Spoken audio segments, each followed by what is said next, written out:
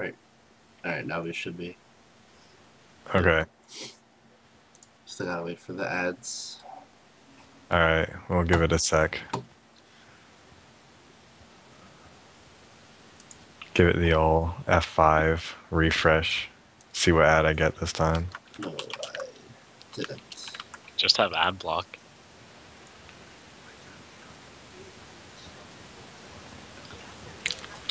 Yeah, I'm not streaming the game unless I get permission. I don't care if everybody else is doing it. Okay, so my ad is done. For everybody out there who's listening tonight, welcome to Injustice Live.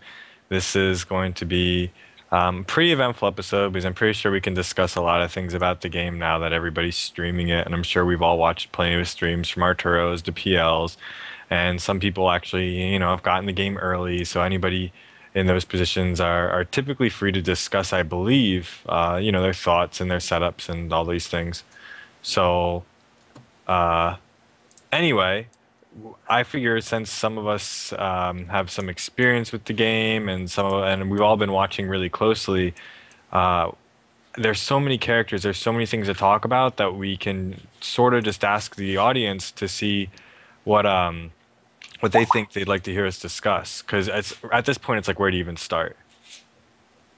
So if there's characters that you really, really want to know about or that you're curious about, then you can ask. I heard somebody just said Bane. So do you guys know like the deal with Bane? Have you guys seen Bane? Yeah, so Bane actually, if anyone was watching Perfect Legends stream, he actually has some really interesting tech with Bane. At different Venom levels, different moves on Bane actually become armored. And if you guys don't know what his Venom level is, that's actually his trait. Every time you use it, it levels up and gives him different properties. But at some point, you have to let it like go out, and when it goes out, you get a debuff that significantly reduces your damage. Perfect Legend has tech with Bane where if you try to do anything on wake up, reversal attacks, or backstashes, or anything like that, at level 3 Venom, Bane's shoulder actually will just armor through pretty much anything. So he's got setups for people on wake up. You literally just don't press buttons against Bane when you wake up or you get hit. Can everybody in the stream chat hear me okay? Somebody said turn the volume up. I don't know. Maybe they need to turn their volume up. I don't know. Hold on, let me check. Okay, everyone just says yes. My volume's all the way up. So. Okay, good. Anyway, uh, Bane, man, Bane is hilarious because Bane is this character who can deal absurd amounts of damage off of just a single hit if you're willing to bet the farm on it. Like Bane is sort of like a gambler, right?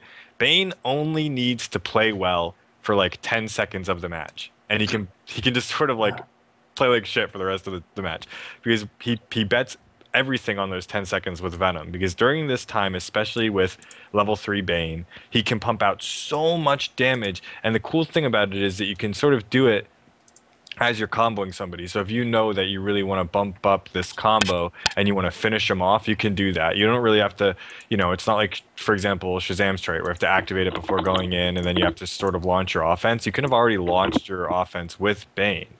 And you can also just use it then more fluidly and more reactively opposed to proactively.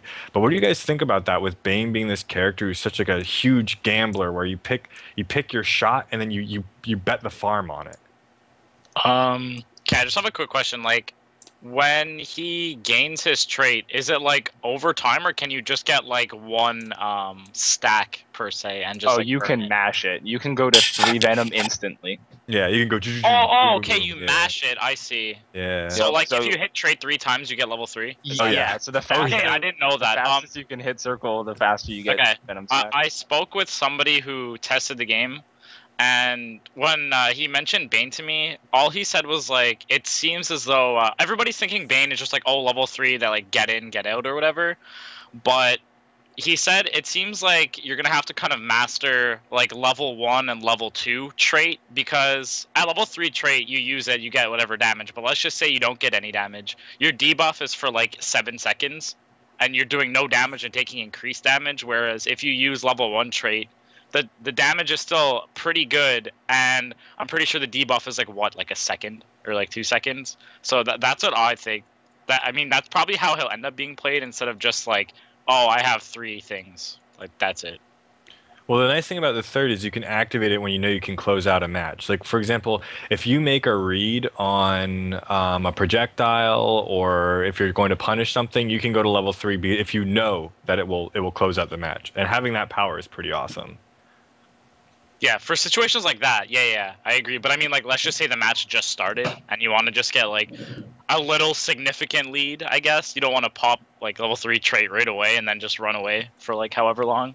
Well, my another thing is too though, I haven't actually tested Bane personally a lot. I haven't really gotten the chance to sit down with Bane and dig into everything. Does his damage reduction apply to environmental hazards? Do we know that? I have no idea. Because you could then theoretically like use level 3 when you notice you can score a knockdown and then hit them with an environmental hazard, and then that will also burn some of your time off of the debuff. I do not believe he gets extra damage on stage interactables. But yeah, but I'm asking is what if he would get debuffed I from don't think so. Yeah.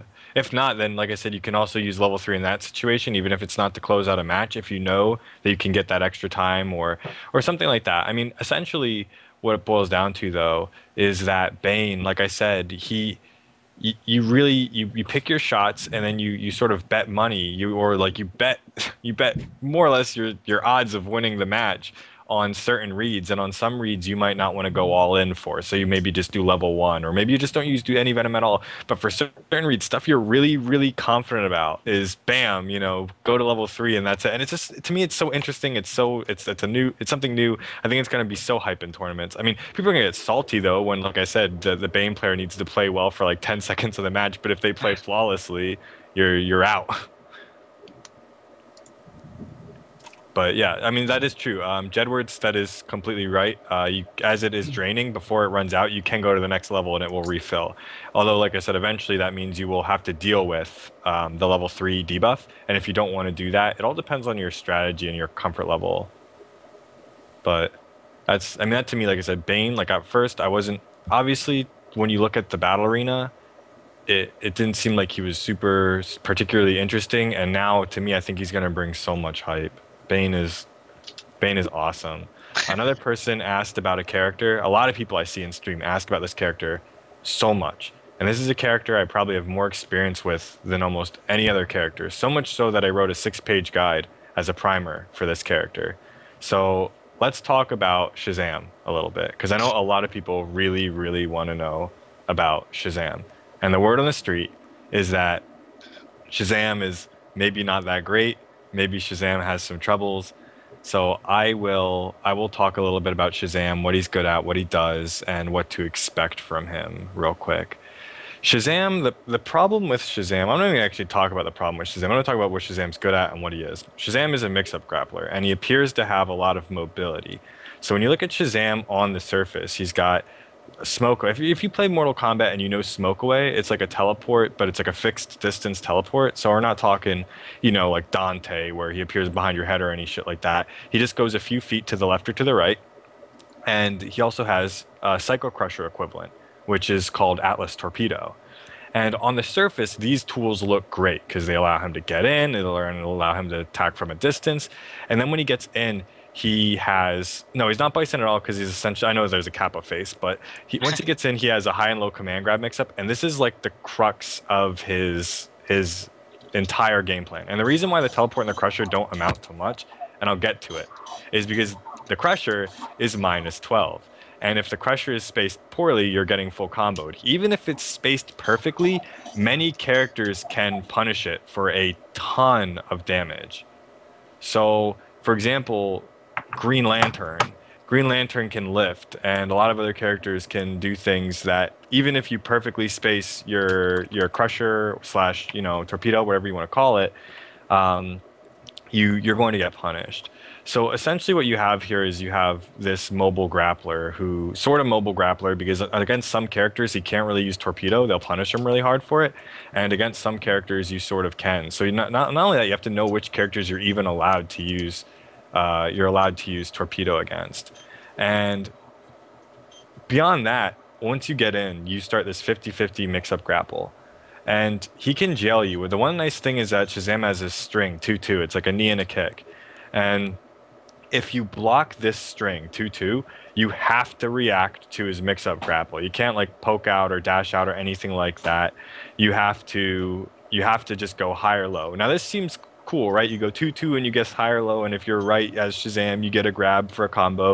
You have to spend a meter though. It's sort of cool, yes, but at the same time, both options are are pretty punishable. And that's the rough part about it, is because when you have a high and a low command grab, it's not all that different from having a high and a low and overhead combo starter. You guys know what I mean by that? Like, as a grappler, if do you guys know? Yes, follow that. You're anti. Yeah. Do you like Yeah. agree with that? Because to me, like when you have a high and low command grab, when you separate it into high and low, all of a sudden it's not really all that different from an overhead and a low combo starter, but both are unsafe, and that's a problem. So if people are asking why Shazam seems low tier, it's because think like Scorpion, right? You guys know Scorpion in Mortal Kombat 9, like what his problem was? Scorpion had to keep vortexing you with this 50-50 vortex that was super unsafe. Well, essentially that's what Shazam has to keep doing, and his best tool for getting in is also wildly unsafe. So if you guys have any other questions about Shazam, I can answer them. I can go more in depth about other things he's good at or other strategies. But for right now, like that answers the question of why exactly he sort of has some woes and has some problems. But do you guys, I mean, Anti, do you have any thoughts on Shazam? Yeah, my biggest issue with Shazam is he's only going to get worse as the game progresses. With him being a 50-50 mix-up grappler, and with both command grabs being full punishable on whiff, as soon as people start realizing what they can and can't punish and are used to the vulnerable frames that Shazam is in after whiffing a move, when you start landing your optimal punishes for optimal damage as the game goes on, Shazam's not going to get any better without an outside force buffing him or nerfing other characters. And I think that's a problem because, as you said, he already looks kind of weak. Yeah, I mean, the one nice thing about Shazam, he has a few really nice strings. Like, for example, some characters can't really punish the perfectly spaced Atlas Torpedo, the Psycho Crusher, but, the perfectly spaced means you do it point blank. And since he's got an overhead command grab, so to speak, and he's got overhead normals that go into combo, what are you doing using Psycho Crusher point blank? So essentially what you have to do to circumvent this in a way is he has this string called back two, and it's this lunging elbow. It's the people's elbow. It's one of the coolest strings in the game because he's got this back two, and he leaps like past sweep distance. He leaps. It feels like half screen. It might not be, but it's extremely far. And he slams you with this overhead elbow. And the reason why this is cool is because you can cancel it into torpedo. So instead of using torpedo from past sweep distance, you use back two and then cancel it into torpedo. And then that way torpedo is done point blank, and it's spaced in a way that a lot of characters can't punish it. So what happens is you use back two at this distance. And the coolest thing about back two is this. Say, for example, you use back two for this reason, or say you use back to initiate like a quick offense from a distance, and it whiffs and they jump. Then the torpedo, the Psycho Crusher, it doesn't come out. But what you can still do is you can cancel it into like back two. It's either back 2-2 or back 2-3. I should know this because I wrote a guide, but I forget. But whatever it is, you can follow up after the back two with another move that's like think Shao Kahn upward shoulder charge or Doomsday upward shoulder charge, and it'll go into the air. So it's sort of like an option select in a way. It's like kind of like a ghetto option select, where if you do back two Crusher and it whiffs because they jump back, you can still input the second part of the string, and he'll do an upward shoulder charge and bop them out of the air. So it's a pretty decent string. The string is punishable, but like since you can cancel out of it with like the follow-up of the string after the elbow or with Psycho Crusher, a lot of people are going to respect the back two elbow. And the coolest thing about back two elbow is we all know that in this game you can't dash cancel, right? So like punishing things from sweep distance or from a distance where you can't jump in, it's pretty tough for people, isn't it? A little bit? You guys think? Yeah, most Yeah. characters aren't able to punish that easily. There are characters that can though, and I'm sure we'll get to talking about them later. Well, that's Shazam. Like, for the nice thing about it is he can punish things from past sweep distance with back two because he doesn't like it's this lunging move that goes so far and he can cancel it into his command grab. So you can like instead of having to dash in and do like 1-1 or whatever or 2-2 into his command grab or whatever, he can just do back two into his command grab to punish from like past sweep distance. And it's good on whiff punish. It's good if you like jump over Aquaman's trident, which is like ridiculously punishable, or like dash under Sinestro's nugget, you can do that as well, and you can score a combo off that. At some distances, you have to use torpedo, but at certain distances, you can use the back two. I mean, I don't want to soak up all the time talking about Shazam, but somebody asked about his comboable grab mix-ups or like what they are. He has a high and a low. So essentially, if you're standing, one will hit you. If you're ducking, the other will hit you. You need to spend a mar. You have to spend a bar to a mar. You have to spend a bar to combo out of either. So you can't combo out of either. But like for example, after his standing one, if you spend a bar, you can do a wall bounce jump. You can do like two jump twos if you want, and then you can do like a combo after that. His low command grab is a little bit tougher to combo out of, but you can get pretty decent damage if you're willing to spend a meter. But you need to if you're gonna, like I said, follow up with those. Yeah, and I think that's another major issue Shazam has is his damage is a little lackluster, and he has to spend a bar to get anything going for his lackluster damage. They did buff the Psycho Crusher damage. It's 9 now, flat. It's 9. Okay. So that's good, but once again, it's still extremely unsafe. It's still minus 12. So you still have to commit to this extremely unsafe move, which is only one of his only ways in. And even if perfectly spaced, a lot of characters can punish it for a lot of damage. But what I will say is this. Shazam, it makes him seem bad. He's not. Like, you can win matches, and he like, for example, okay, I'll give you guys like a bit of tech, for example, that I discovered. It's in the guide. I'm writing this guide. I'll just put it up on like Test Your Might and Injustice Society and everywhere else. Everyone can check it out. And in the Shazam guide, yes, his grabs, like I said, you have your 50-50 and they're punishable, but you can put people into situations where they're influenced to block a certain way. So that way, yes, technically it's a 50-50, but really the setup is done in a way where you sort of know they're going to be blocking a certain way. So for example, here's like a bit of tech with Shazam. Shazam has a really good down one. In fact, I think it's like 6 frames and it might be like plus on block. But here's the thing about it. Like, I know what people are thinking. Oh, if it's 6 frames and plus or something, or if it has any advantage. I have to check the frame data. I forget, but I'm pretty sure it's like 6 frames really quickly. You can use it. But if they block it twice, the third one will whiff. He'll get pushed back.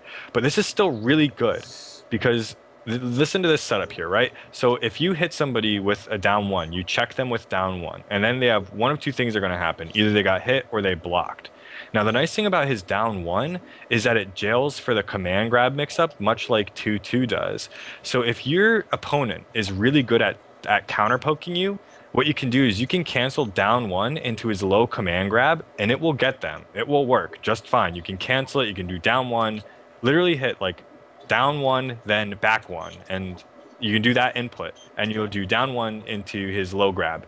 And if you know that the person you're playing is on point with counter pokes, you're going to get them. You're going to scoop them up. Now, the cool thing is, if you know that like they're maybe not a good, like that great of a player, or they're not used to counter poking, you could still set them up this way. You can use down one, and whether it hits or it misses, it doesn't matter because your down one is 6 frames, and I think it's advantage. So what you do is you do a second one, and then you cancel that one into grab.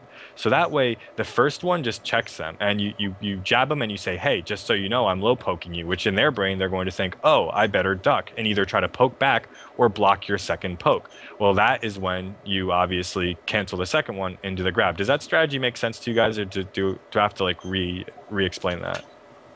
I mean, as far as I'm concerned, Man, it makes perfect sense to me. yeah. Okay. Yeah, so I mean, like I said, don't cry, about Shazam right now. I don't think he's like not viable crap tier. We just need to find some more setups like that influence blocking in a way to make his to make reads a little bit better. But we'll see. You know what I mean? Like he does have. It's definitely when you pick him up and you use him. There are some struggles, and he has some frame data that is a little bit distressing, so to speak.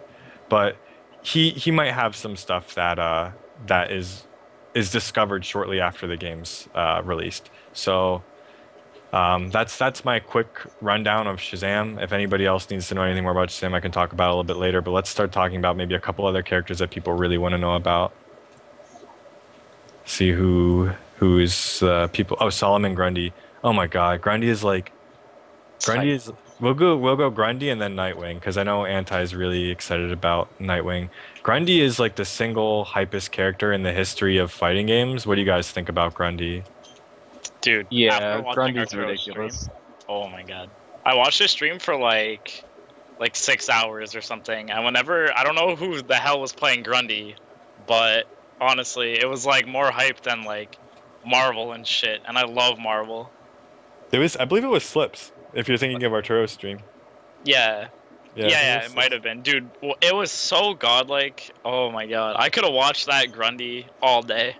So yeah, let's talk about why Grundy's so hype and why he's so good. Let's talk about him. What do you guys think? He doesn't give a Oh, fuck. it wasn't Crimson said it wasn't Slips. It was Winston. Okay. Well, I guess it was it who said it was Slips? Was it Arturo? Am I It going was. I crazy? think it was somebody in the chat, and then I repeated it to somebody because Okay. someone was like, "Oh, it was." Paulo actually said, I think that Slips played for like one game or two on Winston's gamer tag.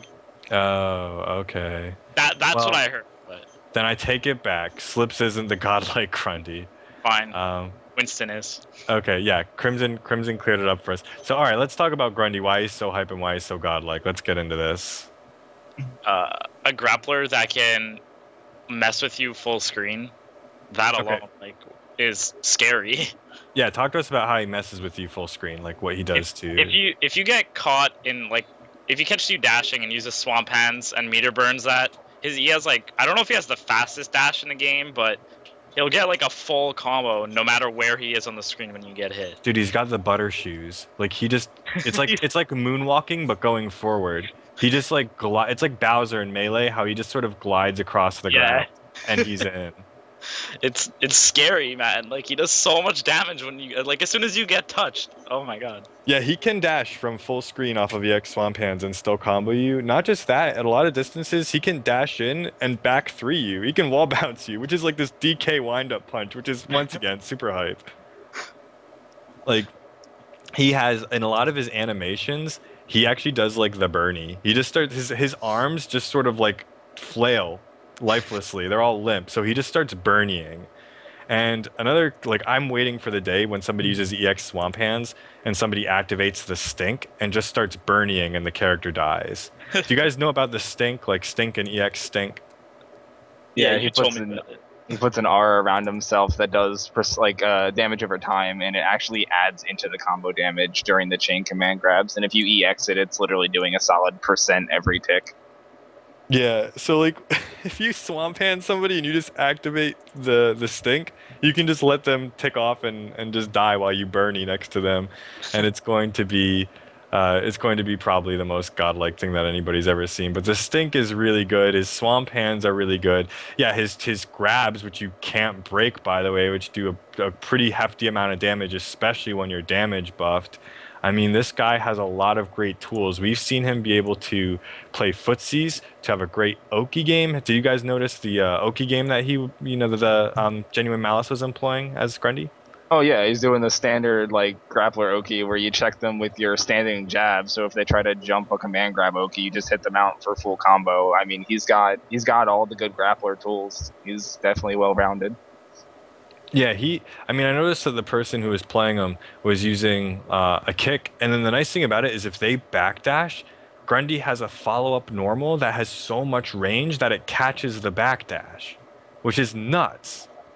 So, I mean, that alone to me is mind-blowing. And then let alone the fact that he can just grab you out of whatever wake up you're doing because he's got armor on his grab, and that is huge.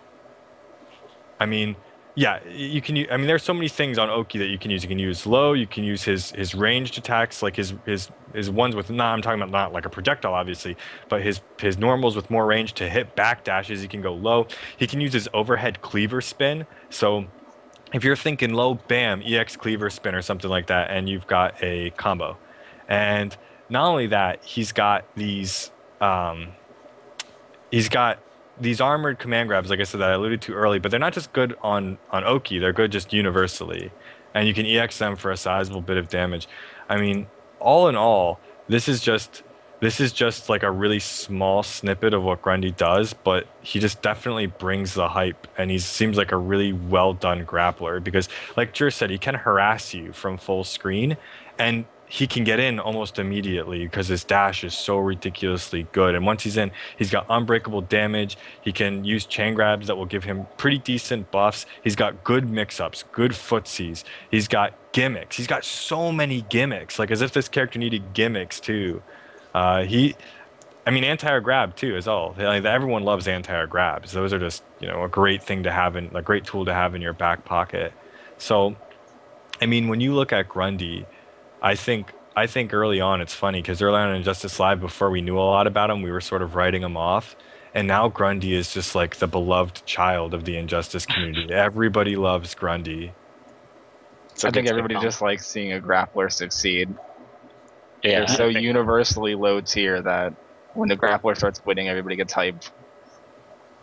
I mean, that especially a grappler that Bernie's. Like the MK community loves Bernieing. So, and people who don't know Bernie, if like Weekend at Bernie's, that dance where you just sort of like you just lean back and you let your limbs just flail in this weird and like limp and like lifeless fashion. Grundy, there are certain animations where Grundy looks like he's Bernieing. So I mean that's what I was talking about. But essentially, yeah, Grundy, he has a lot of really good actual mix-ups in terms of his strings. Like I said, he can go overhead, he can go low, he can start combos off all these things. He's got range normals that can catch backdashes. He's got armor on grabs. He's got um, he's got the stink, which is good. He's got swamp hands. So if you're just recklessly shooting projectiles, he can trade with EX swamp hands, and he can dash in from full screen and still from a lot of distances get a back three on you, which is your wall bounce, which is your standard wall bounce. Frothy said he cannot be pressured when his back is in the corner whatsoever. And I believe this is because he has extremely high combo damage if he hits you around there. But, oh, and yeah, let's talk about this super. Did you guys see what happens when when he has his super and they just start grabbing all willy-nilly? Did you guys see what that looks like? no. It's hilarious. Did you see it, Anti?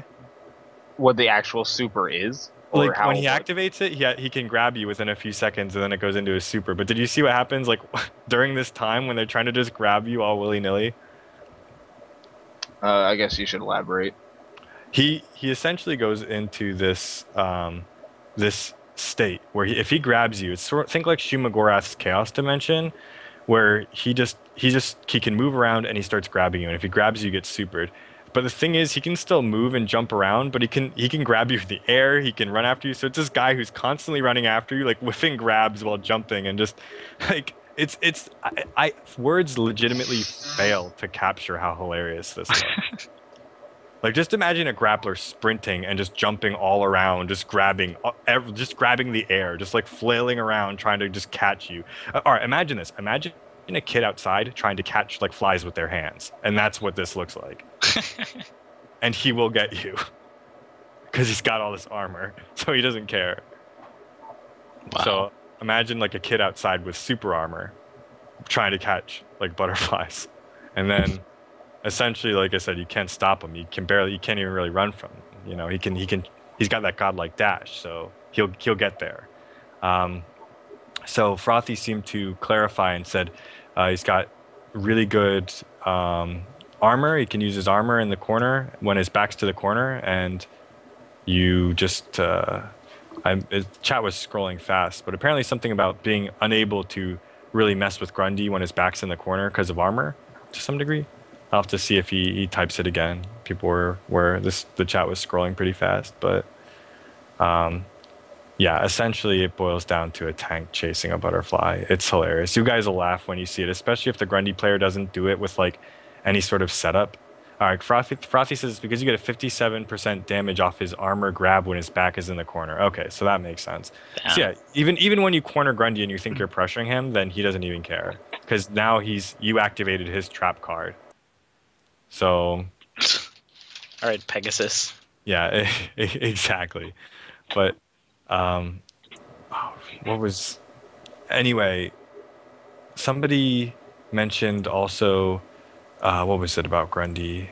I'll have to scroll back up to see what it was. No, I think that should just about be it for Grundy. I mean, any other thoughts on Grundy? He seems like a really, really good character, a really well-designed grappler. He's got it all. I think he'll be very strong, especially in the early portions of the game. Like even games where in which like grapplers end low tier early in a game's life, yes. And Grundy doesn't look like a low tier character to me, so I foresee him being very very successful. Yeah, he's super hype. I can't wait to see more of him. I hope people really embrace the character and people are burning and I hope people get killed with the stink. I hope I hope the stink just doesn't get forgotten. I really, really hope. Uh, I really, really hope the stink is something that we'll see because when people just die from the stink, it's it's going to be hype as hell. Yeah, we talked about Shazam. He's got some problems. He's really unsafe. Like he has like a scorpion syndrome with his 50-50. If you know what that means, then great. If not, we can't really go back to it. But somebody said Grundy can be zoned out, which is, I mean, as always, all grapplers are going to have that. But with the right read with his grabs or with swamp hands, at least he has the means to fight back, which is great. Right, you scout one projectile with the EX Swamp Hands, you trade, no big deal. You get a full screen. You know, you close the distance even full screen for full combo. Like if you get good at reading projectile startups, you're not going to have issues as long as you are not adverse to spending the bar. Yeah, definitely. Okay, so at the moment right now, we spoke about Bane, we spoke a lot about Shazam, and we spoke about Grundy. Who else are people really interested in hearing about? Somebody said, "Oh, we're going to do Nightwing next." So let's talk a little bit about Nightwing and what we've seen from him, because I did promise we would talk briefly about Nightwing next. Nightwing actually is actually seems pretty potent out of range. He's got some pretty decent ranged moves, which is funny. Yeah, Wingdings is a really good projectile. Like he his ground spark essentially low profiles a lot of other characters' projectiles, so he can trade with them without taking damage if you time it right. He's got Wingdings, which EX for like close to 20% damage. It's so weird because with his limited move speed, I found like spamming Wingdings a lot was actually really successful. One of the coolest things about his low spark is that once people jump two of them, you can hold the third because their cue to jump is when he slams the sticks together and makes a spark. So that's when they start jumping. Once you've seen them jump like one or two, then you hold the third and then you use it and you'll catch them. Which is I think it's really really just extra touch, like a nice extra touch they put on that move to give it some added functionality. Do you guys see that much or? Yeah. If you do quarter circle back too, you can hold it to change whenever you release the ground spark. So that's what wingdings are. It's when he jumps up and it's his version of batarangs. So when he jumps up, he can throw them downward, but they cover this really large distance and they have a pretty good damage. So it's something that he can use to pressure people as he's jumping in. Yeah, they're a downward angled projectile. There's three of them, so they break through armor. They cover a good distance. You can hit Shazam out of smoke away, even if he times it correctly. Usually he'll get clipped by at least one of them. They're just an all around really strong projectile. And if you exit, a fourth one comes out. Yeah. So He also I've seen some really cool stuff like for example in staff like everyone knows that he can dash in real fast, right? I actually saw a really creative use of the back three was in his staff stance. He has this move that's sort of like Jax's ground pound only it tracks and he slams his staff into the ground and a little electric shock comes up beneath the opponent and it knocks him down. And I saw a Nightwing player on one of these streams use it and then purposely whiff his back three, but because his back three is this massive leaping pole vault, it covered like a ton of ground. So he was like in after that. He knocked down once with this staff move and then just back three and now he's just in there, which is awesome. I thought that was like a really cool and creative application of just whiffing the back three. Do you want to talk about like the the pros of his staff and his Eskrima? Yeah, in Eskrima stance, his dashes are significantly better than his staff dashes, and in Eskrima he gets a full jump arc, where in staff he gets a KOF style jump arc. Both have their pros and cons. You can get really shallow jump ins with staff stance because of the KOF style short hop. With Eskrima, you can do air to airs and cross ups better. On a lot of characters, you actually cannot cross them up in staff. The jump just is not high enough. Some really short characters like Killer Frost, you actually can jump over them in staff stance, but really tall characters or floating characters, you can't. Staff is really good for footsies and hit confirming, and I know a lot of Nightwing's bread and butters start with a staff stance, and you can switch to a Screama mid combo to follow up for damage.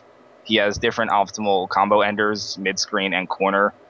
Mid screen, you probably use flip kick for splat and Ogizeme, and in corner, you can do J3 wingdings for additional damage. Yeah, he definitely seems like a character as we all get added time with the game and the community starts figuring out his setups. I think Nightwing's only going to get better and better because once the world gets their hands on these characters, the frame traps and the setups are going to start rolling out, and I think he's going to be a really dangerous character. He's really quick, he covers ground well, and like I said, for a character who is hyped up, like Nightwing is hyped up and genuinely considered to be a rush down machine, he's got some really good range tools, which is good. Yeah, So- that was the one thing I was not expecting. I was expecting to be in people's faces 24/7 with this character, and Wingdings just like blew my mind. I did not expect a character like this to have such a good projectile. Wingdings is better than some characters that are projectile based. Yeah, he can. I mean, that's sort of like Sinestro's problem. Is Sinestro, all of his zoning, he doesn't have a lot that covers like the upper portion of the screen. So if you can jump against Sinestro and you can do anything, whether it be air dash or return fire from the air, it's extremely difficult for Sinestro to do anything because his main option is to what? Use Nugget. Well, that Nugget, if you dash under it, is extremely punishable. In fact, full combo punishable for many characters. So that alone, like as Nightwing, you can just start outzoning certain people. The jumping projectiles in this game are very good, are pretty good at least. It depends who you're playing. Like for example, like Wonder Woman on reaction can just jump up and like dash punch you, so she doesn't care. But a lot of characters they have trouble against that stuff. I mean, Shazam's definitely one of them too, because even the Wingdings they cover so much ground by the time they get to the floor that even his teleport it doesn't. You'd have to be pretty lucky or pretty careful to actually avoid all three of them. So that's generally like Nightwing in a nutshell.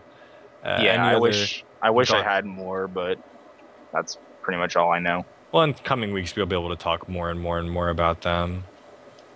Let's see. Oh, talk about Catwoman. Okay, let's talk about Catwoman a little bit. Catwoman has a lot of really, really cool stuff.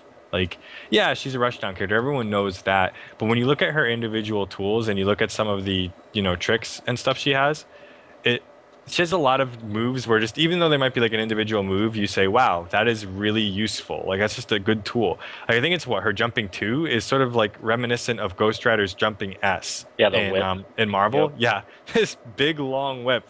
And if anybody knows about Ghost Rider and how Pain in like the ass. the only thing he had going for him was jumping ass. Like he's a dirt character. The only thing he had was jumping ass. It's it. So Catwoman sort of has jumping ass. It's pretty cool. She can whip you on jump from really, really far away. And I believe she can confirm if she hits you with it on the ground. I haven't really, the Catwoman, I'm not a rushdown guy.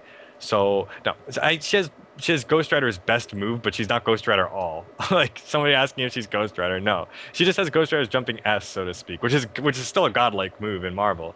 But if she hits you with that, she can still, I think, get a combo. She's a really, really good rushdown. One cool thing about Catwoman is during her mix-up, she has a stance lowering, she has a hitbox lowering stance. And this can do a lot of really cool things in the way of mix-ups.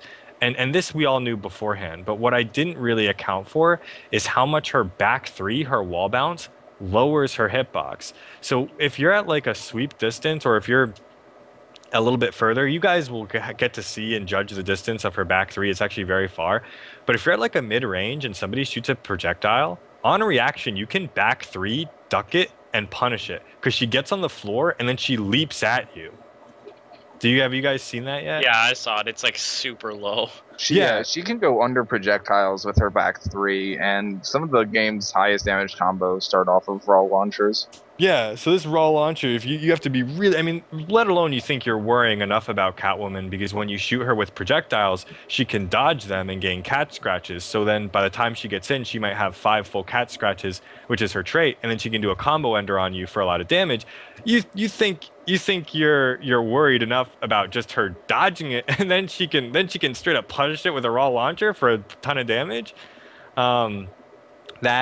That is something that is really good. Yeah, her mix-ups seem really potent. She has a ton of strings. So, like I said, I'm not a rushdown guy. I didn't really spend hours and hours dissecting Catwoman, but I definitely think that she has a lot of really good,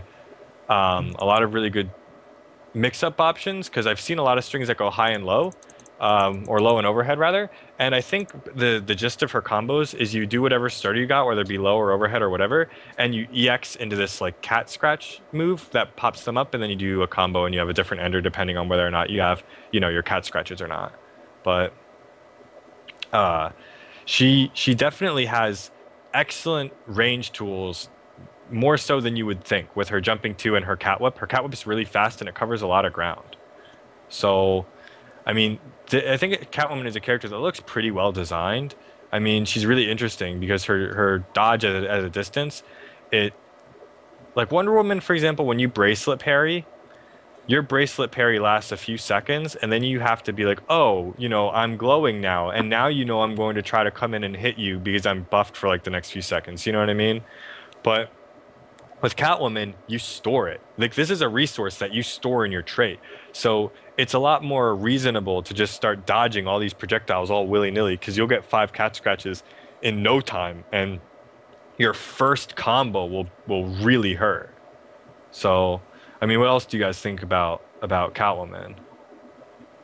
I'm probably going to use her a lot. So, I mean, I'm a rushdown player. So, if the character has she has like the most strings in the game too. So. She has a tons of them. Like when I put her in a training mode, I was like, Jesus Christ! Like I'm tagging strings to just so I can test them out, and I did make like several trips to the screen, the combo screen. Yeah. So like she can like do, I don't know.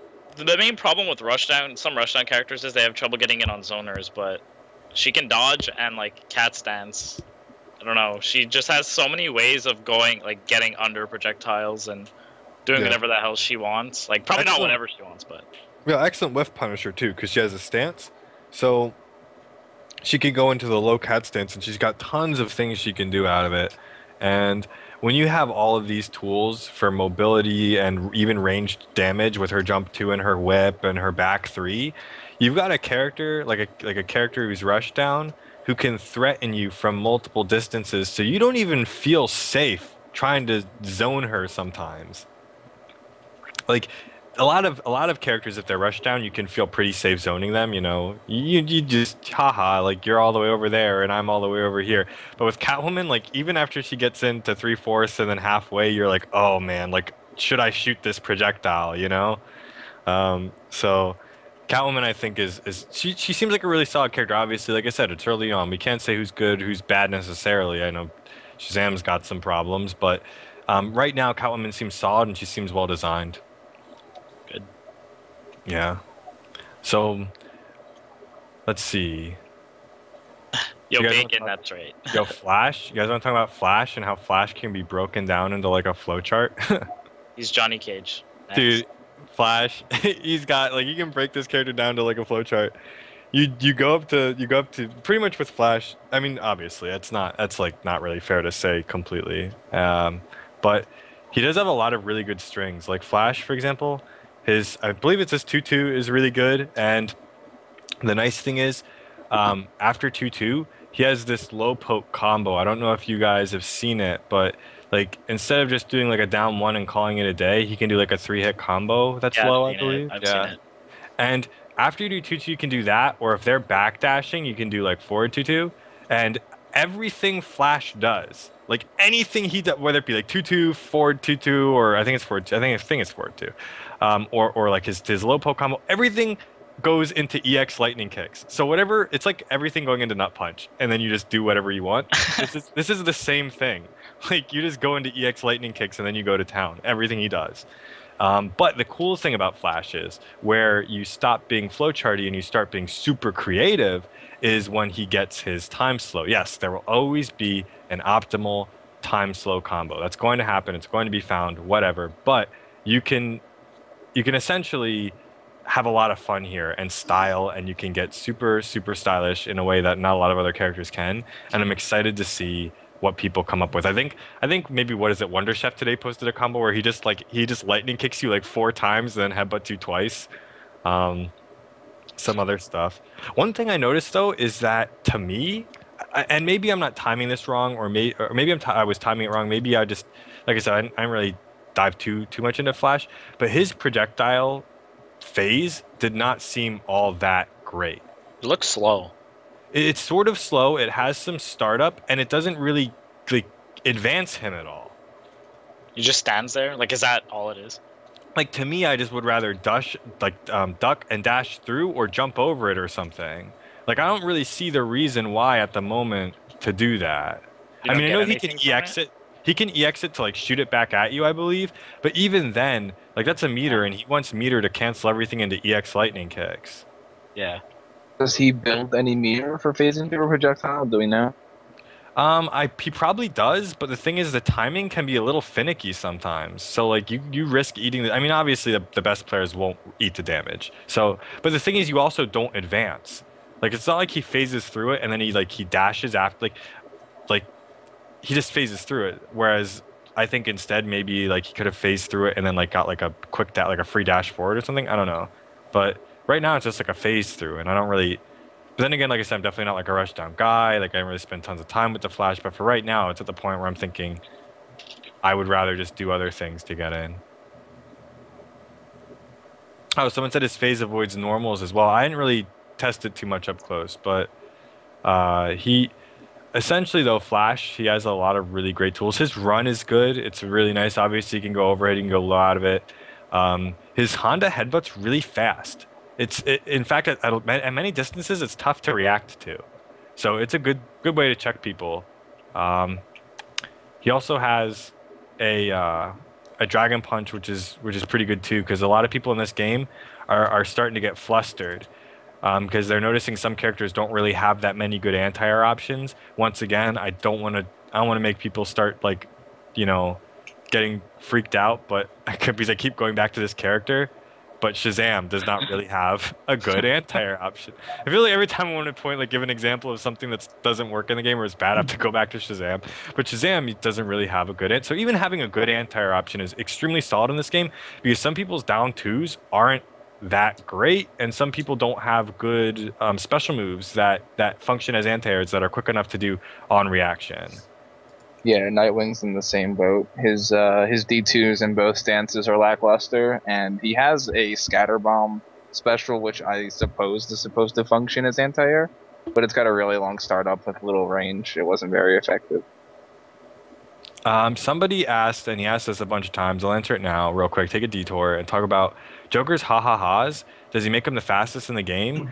I didn't really take the time to like check out all the frame data for the ha's. In fact, I'm not even sure like how they change. If like when you press start, you can check it. I didn't actually do that. I didn't get all 3 ha's and go into the frame data and see if it was different. However, what I can tell you is this: Joker and Joker seems like a character I'm confused about because he doesn't seem that great on the surface. Like his projectiles have a lot of startup and they're really easy to avoid. His standard gunshot is good, but probably the most distressing thing is his parry. For one, his parry can have a finicky timing. I've seen the parry come out like the person makes the read, they hit parry, and they still get punched in the face.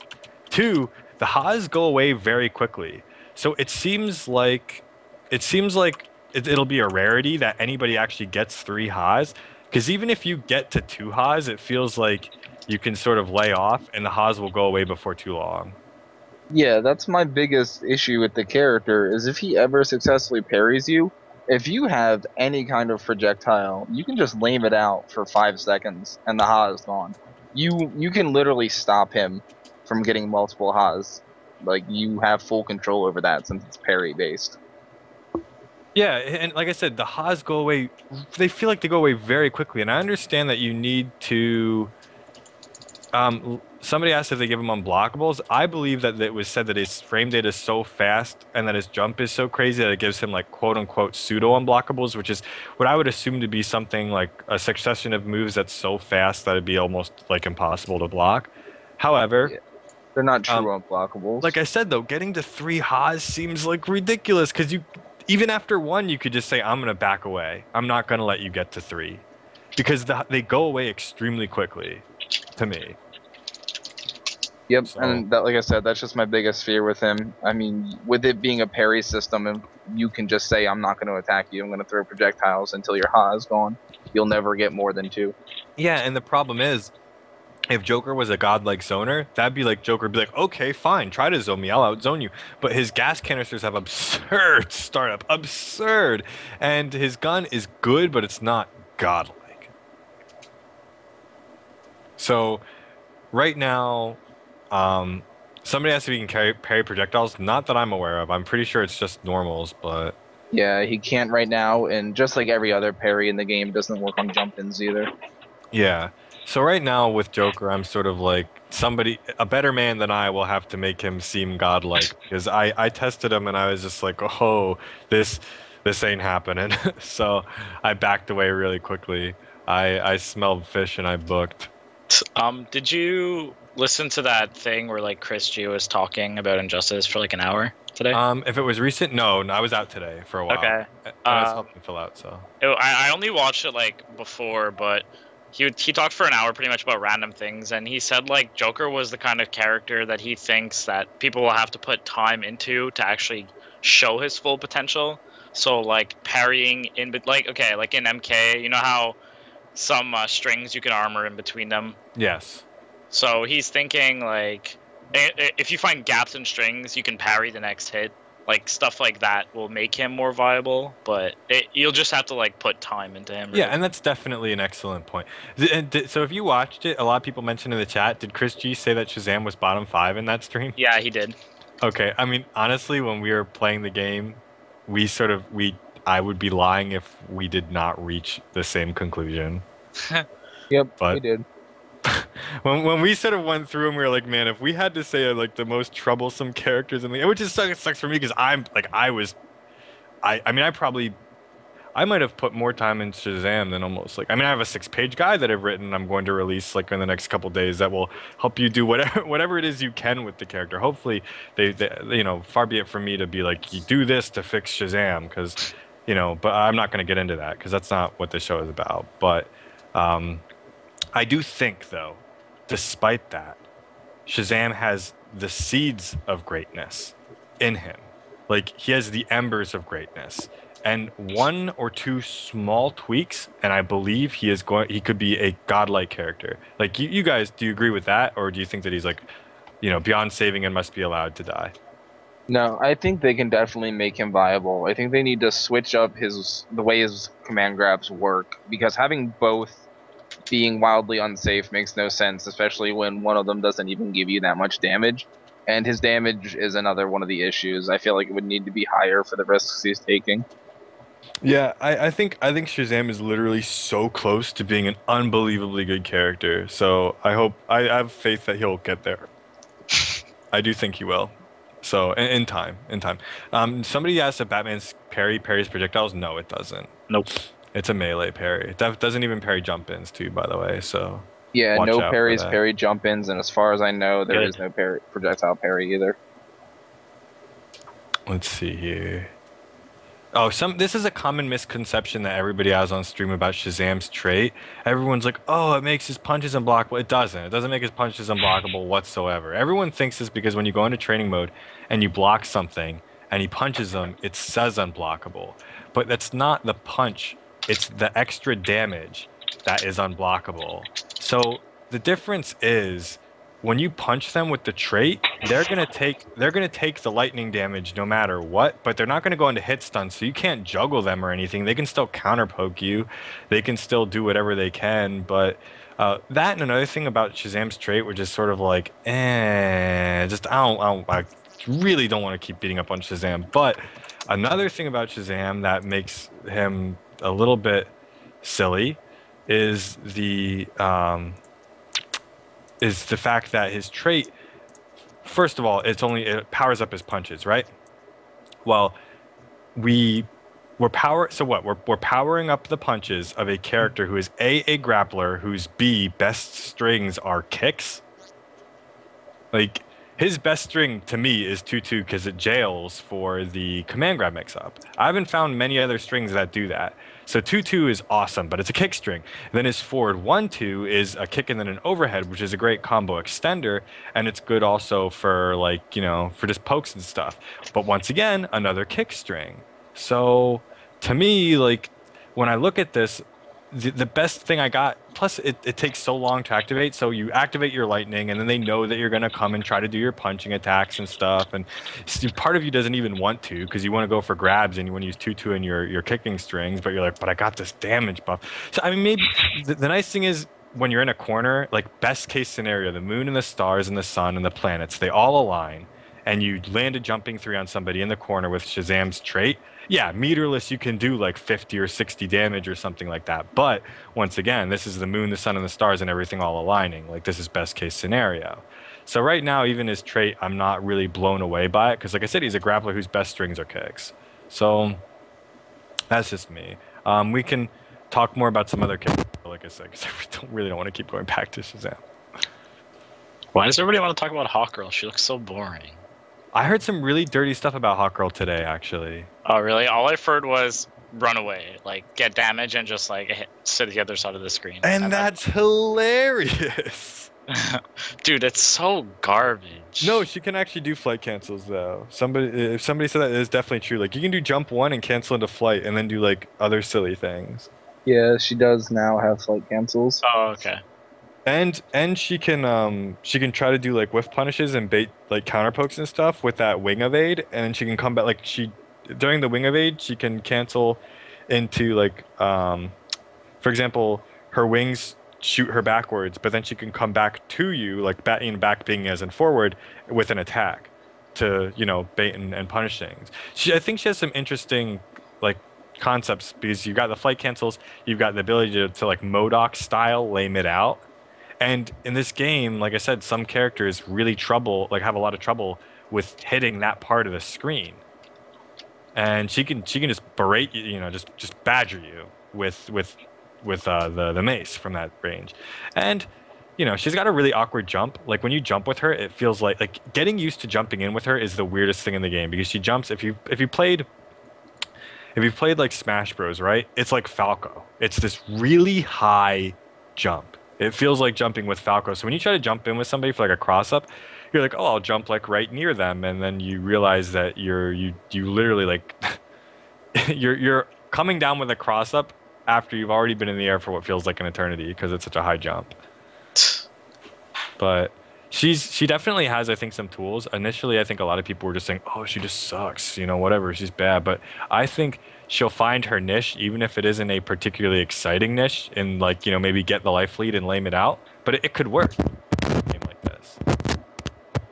Yeah, I would just need to see somebody that actually knows how to play her player because from what I've seen, it's like I'm bored watching her play. To me, I love lane play, so I would love, like, it's almost tempting to me to be like, wait, she can just go up in the screen and just like make you mad by throwing maces at you when she has a life lead. Dude, I would get mad. That to me is like I would sit there giddy. I hate that crap. Oh Dude, Melina, that's what down 4 is like all about.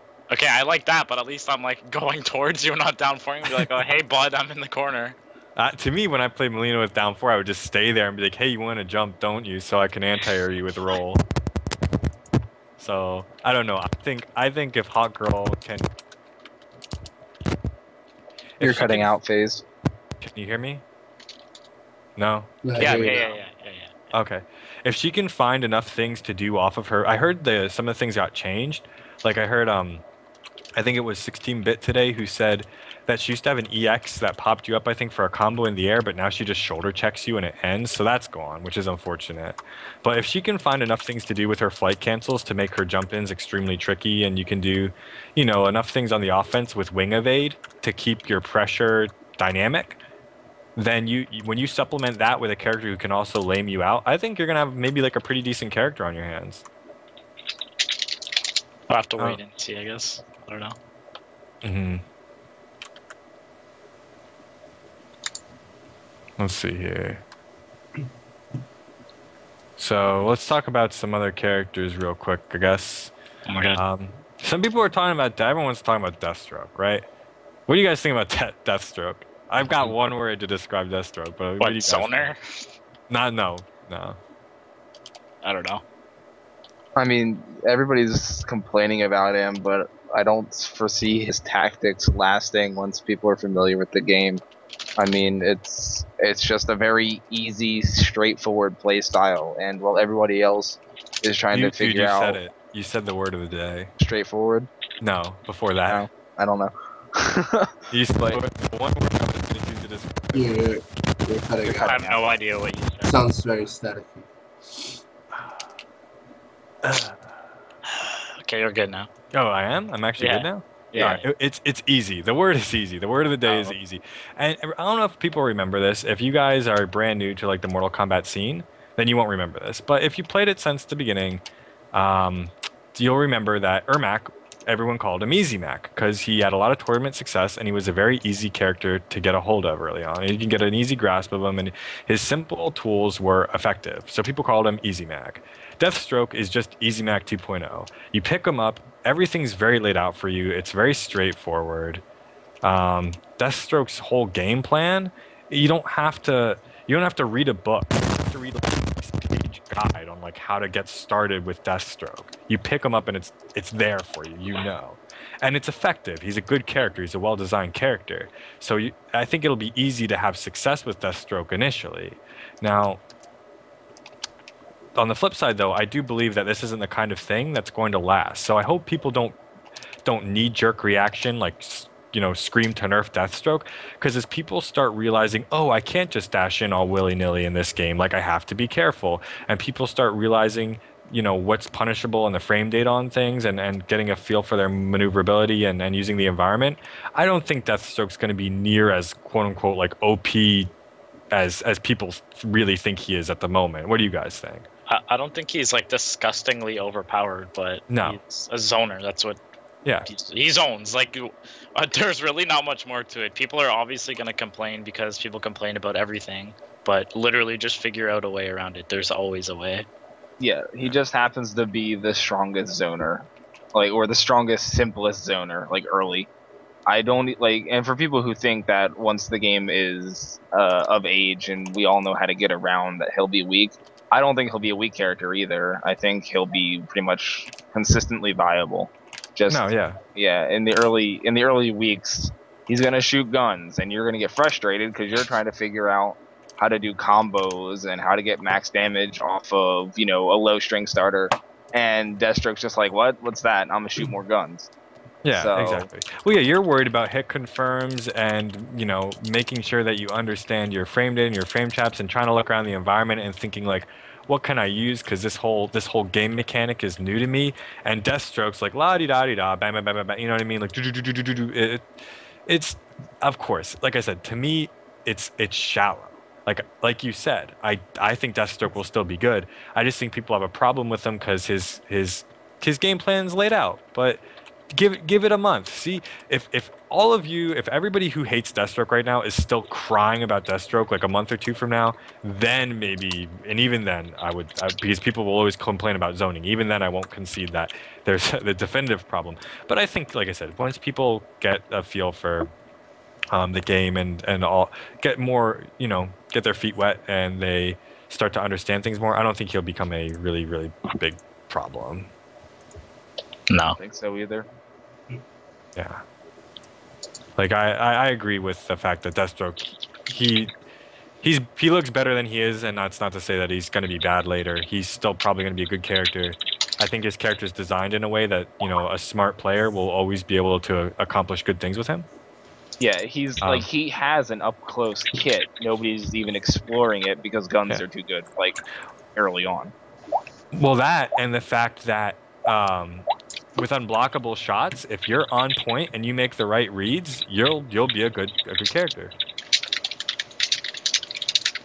So, I don't know. Like I just figured we should cover that because a lot of people were complaining. Yeah. So they want to talk about Harley. Do you guys want to do you guys want to talk about Harley for a little bit? Sure. Harley blew me away. I was hating on Yeah. Harley for months on Injustice. hating on Harley for months.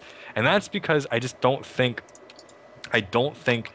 Harley was accurately portrayed No, she in the wasn't. Battle Arena videos. But when you see her in game, holy shit, this character. Dude. I still hate the character of Harley.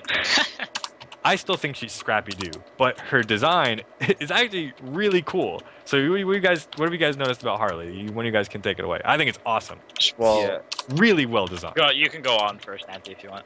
Okay, yeah, I really, really like Harley's design. Like, I had a feeling for a very long time she was going to be a good character, and if people slept on Harley because she's not supposed to be canonically strong, they were going to get blown up. Because Harley has an amazing, like, everything game. She's good at mid-range, she's got decent zoning, she's got really ambiguous stances and strings, and her trait is like an item-based character out of like an Arxis game. Not as complicated. She only has 3 items and they're random. But I already know that unblockable bomb setups are like in existence. So if you random the bomb, it's a straight 15% that they can't do anything out of. that's crazy. I Yep. didn't know that. Yeah, so yeah, she has 3 items. One is a damage buff, one is healing, and one is an unblockable projectile. It doesn't have much range, but it is unblockable and does a straight 15%. And there are already corner setups where they can't escape. So you get this knockdown and you press your trait. If you random one of the other 2 traits, you're fine, you're safe. If you random, like, so it's not that big a deal. If you random the bomb, it's 15% they can do nothing about. Yeah. Yeah. So, I mean, essentially, Harley Quinn, right? She, like you said, her items are actually pretty cool. There are only 3 of them, so it's, yeah, she doesn't quite have the rep some characters in like anime, you know, so they'll have like, you know, tons and tons. A little bit more straightforward, a little bit more simple to wrap your mind around and get a hold of. But then she's also got all these other things going for her. She's like a completely different character at a range and up close. Up close, she reminds me a lot of Sonya, but with, Yep. dare I say, more options. Yeah. Pretty much. I mean, take away EX cartwheel. I'm not talking about cartwheels. That's superficial. The fact they have a cartwheel, that's not what I'm talking about at all when I say she's... What I mean is a lot of combos that go into a stance over and over and over again, but out of the stance, she can keep doing a ton of things. Like, for example, she can... Like, and I'm not talking about just attacks. Yes, she can attack out of the stance. She can shoot you from the ground. She can do like a cartwheel, and she can hit confirm these things from her stance into a wall bounce for a combo, which is good. But she can also roll forward or backward, which is great for mobility and setups, or getting closer to a stage hazard, or just if she wants to initiate her zoning. Any of this. Yep, So- and her mid-screen zoning is great. Oh, Like, totally. it's so good. Yeah, you can just keep using her like gunshots, her single shots, and you almost feel like you're wrecking them. I mean, you're not; they're not a rekka, but you feel like it because like it looks really fluid if you keep using her like her single gunshot, one after another. Do you guys know what like that move? I guess maybe not, but if you keep doing it, it feels like this really fluid, like one shot after another, and her body keeps like switching stances and stuff, and it feels like you're wrecking almost. But it's really cool, and her zoning actually isn't bad. Like, okay, Deathstroke is Striker on steroids, whereas Harley from a range is more like MK9 Striker as is, but that's still not a bad thing. Like, she's got good gunshots. She still has like air shots, which are really good too. She has the bombs, and they're actually overhead from really far away, and they cover a lot of space. So They can be tough to avoid too. Up close, like I said, mix-ups for days, block strings into stances, into stance mix-ups, into all sorts of things. I mean, she's really, really solid. And she also has that weird, wonky, like unblockable move. I've fired it off a dozen times. I've never seen it misfire. Oh yeah, the I've like cloak tried. gun she can charge. Yeah, I've tried to make it misfire. I couldn't do. I just charge it over and over again. I've never had it misfire. I But wonder if they just straight took it out because it was like seriously detrimental. no, on it's in there. It practice. says it. It Is says it? Yeah.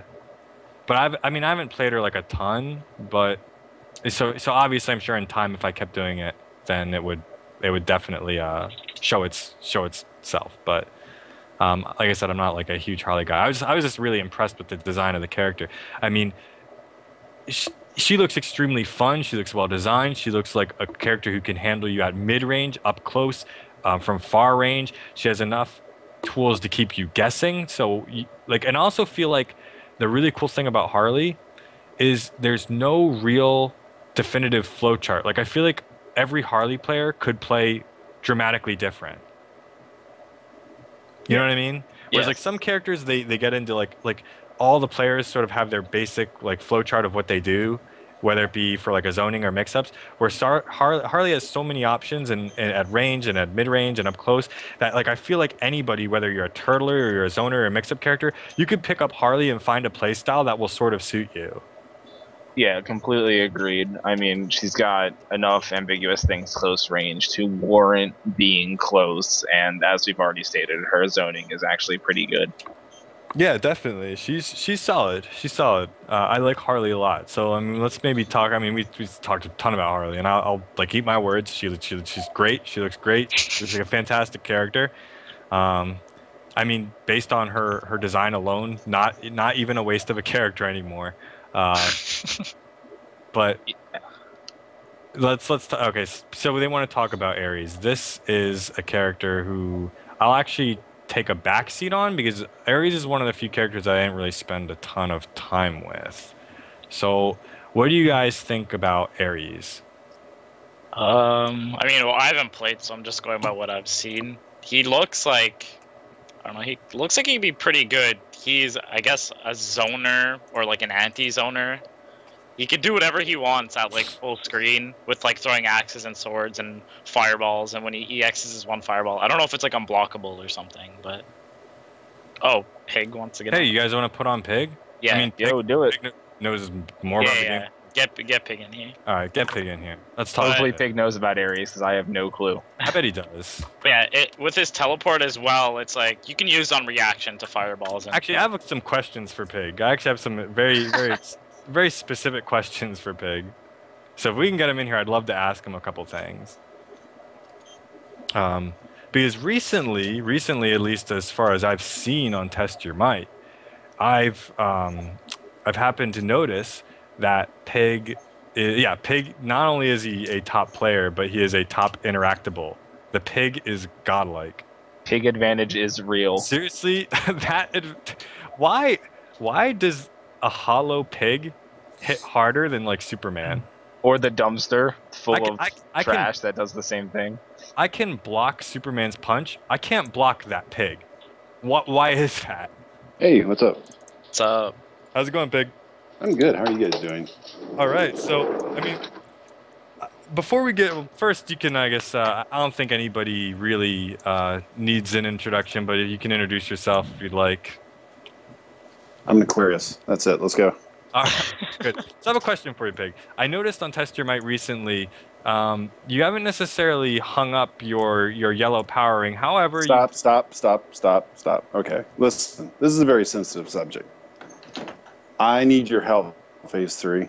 Okay. I've already contacted 2 clergymen, someone to sing, and I'm going to personally do the homily and the sermon at his funeral Tuesday night at 12:01. I'm pronouncing Sinestro dead. If you needed a second opinion in terms of like a doctor to pronounce him dead as well, I would give you my second opinion and say, based on what I've seen, I might pronounce him dead as well. I will Sinestro- third this decision. Sinestro is not breathing, my friend, and the cause of death is negative frames. Yes, I completely agree. If you dash under Nugget, you can do anything you want to him, and it's his only thing that covers the top part of the screen. So anybody who can shoot anything down at him or with an air dash, or anybody who can do anything up there, can give him fits. I It can't. must feel godlike being outzoned by wingdings as a Yeah. character. Let me sum it up for you. You have a zoner, and he's minus 23 to minus 36 on zoning options. Yeah. And he has shit damage, and I don't know. I'm depressed. If that's not bad enough, let's talk about this, because even Arturo did not know this, and I'm sitting there like trying to type it in chat and get his attention. Okay. I don't think he knew this, but this is a huge deal too. So Sinestro's only really redeeming quality, because he is so remarkably unsafe, is his trait, right? And you have to spend all this time sacrificing a couple setups and your rings to build his trait, and then by the time you get his trait, you might be on your second life bar, and it goes away whenever you clash or whenever somebody uses a super.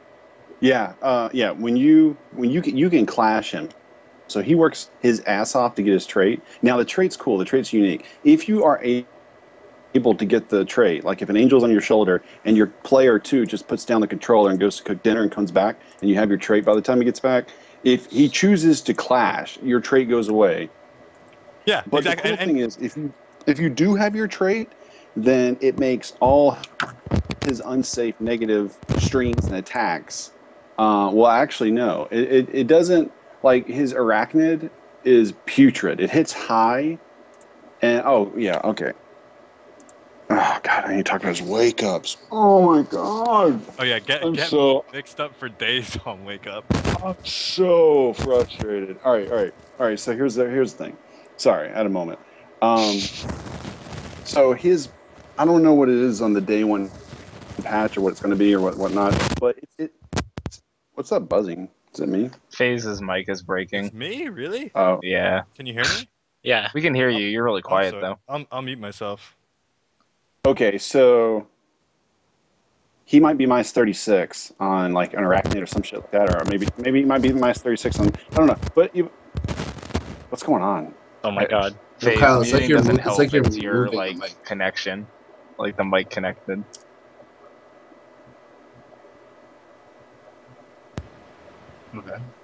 Okay. Anyway, I want so you can use this trait to make strings that are unsafe safe, and there's little neat things that you can do by if you do a back three. Okay, you do a back three. Your opponent, when he sees the back three, like, oh fuck, I can blow this up. Well, when you do a back three, you immediately hit trait, then release back three. Then it will connect in combo and make the back three safe on startup. So you can make your back three and your 4-3 safe with your trait, but it's not like your trait is there 24/7. It's what you have to go through to get your trait, and you have to sacrifice damage to get the trait. But even when you don't sacrifice damage, he has no damage.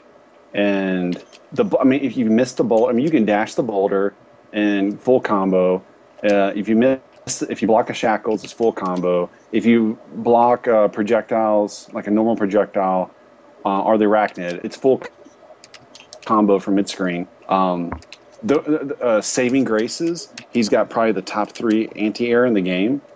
I think I like his back 3 animation, because in the back 3 he steps back and he will whiff normals and punish, because the back 3 is not a physical attack. It's like a construct that comes out. I'm trying to think of other like redeeming qualities. It's very hard. Forward 2, down 1, 3. That's a decent string that is safe. The second hit's a low, but after playing the game for 9 months, if you haven't figured out that second hit's a low, then you're never going to figure it out. His back 2 overhead is -9, and then if you could choose to continue it with back 2, 1, 3, back 2, 1, 3 is interesting on block because the second hit is low. Okay, that's a good story and all, but like if the second hit and the third hit hits, if you don't have your trait, you can't extend that combo to shackles or anything worth a damn. It's like just 8% hit. So You could do, like, I was even trying to come up with things about, like, you know, getting in footsie range, because in this game, with high level, you're going to find out that footsie range is going to be where you want to play. So it's like, you remember, like, Sub-Zero Mortal Kombat 9, you whiff the first hit of the string, and then the second hit of the string is the one that starts it out. Yeah. So, like, with Sinestro, you can whiff back 2 and hit 1, and the low comes out. And you know, so you basically have a low starter that way, but it doesn't lead to anything. You've got, if you have the trait, you can do whiff back 2, 1 comes out, the low hits, the 3 hits, and then trait, then shackles. Cool story. Now you're getting 14%. You know, it's just like, Sounds like shit. I mean, okay, and let's talk about wake ups real quick. So really Knock me down. I might just rage quit because projectiles don't have invincibility on wake up, and his only non-projectile wake up is arachnid, and it hits high, and it's like my 30 something. Yeah. Okay. So can you guys hear me now? Right? For like okay right now? Yeah. Okay. So yeah, everything Pig said is true, and essentially like what makes this all worse is that so he's full minus on everything, right? This is all in the event that he's trying to shoot you or hit you. Your mic You're breaking up. Oh, you serious? It's just static. Yeah, It's not like when you like cut out here and there. It's just very staticky. It's like you're playing with the cord. That's what it sounds like. I just to answer I'm going to get this out of the way. I'm going to continue to use him. Yeah. With all that said, I'm going to continue to use him. I will definitely use him, and he might not be my first. He might be like my 7th. He might be he's going to end up being my Cyber Sub-Zero of this game. I'll use him for fun, but I don't ever want to like go into a major like, fuck yeah, I'm going into this tournament with a zoner who's minus 20 on zoning options. Let's go. You know, no, I'm not doing that. I'm going to pick one of my other characters that I'm playing with, and I'm going to feel really good about it. Okay. Can you guys hear me actually now? Okay. You're Yeah. very quiet. Okay. I mean, you're not breaking up. It's good. Okay, cool. I'm actually using the laptop microphone. I'll try to speak more directly into it. But I do have another thing to bring up about Sinestro too. Is that, like I said, it's actually, if you have anything that you can do in the air, it's easy to just either A, outzone him, or B, mess with him so much because he doesn't have anything that can effectively hit that range. And then on top of that, the one thing that he does have, like we all talked about, Nugget, is wildly unsafe. So if he uses it to try as a read to try to think like, oh, they're going to jump up, and you happen to dash under it, he's getting bodied. Like, and then you're going to get knocked down, and you're never getting back up again. Yeah. I mean, I'm looking so hard. I'm spending a lot of time matchup experience in the lab, like all this stuff, looking for stuff that is the saving grace. And I don't know, man. I'm fine. I'm trying to look for it. Like, I mean, you know, obviously I'm thinking about mix-ups. Like, with your trait, you can do 4-2, down 1, which is a low, and you could just go to shackles immediately. And obviously, if it doesn't hit, then you would do your trait, and you would make it safe, because between the spacing and the trait on, like, a delayed hit, it would make the string safe, like if you block the shackles. But, you know, the risk of doing, you know, 4-2, down 1, shackles, if it hits, you're like, cool. You know, now I'm going to back 3 you, jump in 2, back 2, 1, 3. You know, get like a whopping 24%. Yeah, which I don't like. I want to talk about something real quick. Like Raven, you know, keeps her 41% B&Bs, and you know she's a zoner, and you know, fuck man. I mean, I think Deathstroke has better damage than Sinestro, and it's not like he's lacking anything. Trust me, I love Deathstroke. I feel like a fucking asshole using Deathstroke. I was like apologizing all day today. I felt really bad. I think that character he's top 5. I mean, it's early, and he could prove to be a dumpster fire in like 3 months. But I'm looking at the likelihood of him being a dumpster fire. No, I think he's going to end up being pretty damn good. He's going to be one of the most hated characters in this game's reign. Well, like we mentioned shortly before you got on, is that we compared him to sort of like how the term Easy Mac was coined early on in MK9's life, because it was very easy to pick up Ermac and do good damage and play. And his whole game plan was laid out for you in a very linear fashion. So you didn't have to read like a 6-page novel on like the ins and outs of his character and brush up on like tons of frame data in order to get a basic grasp of his fundamentals and his tools. And as a result, he was so well built and so effective and well designed as a character that while, like we said, people are worrying about their hit confirms or worrying about how to use stage interactions because it's a brand new game mechanic, Deathstroke's like, wee, bam, bam, bam, bam, bam, and he's just doing his thing.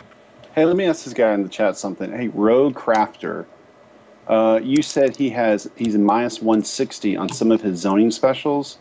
You guys should know this.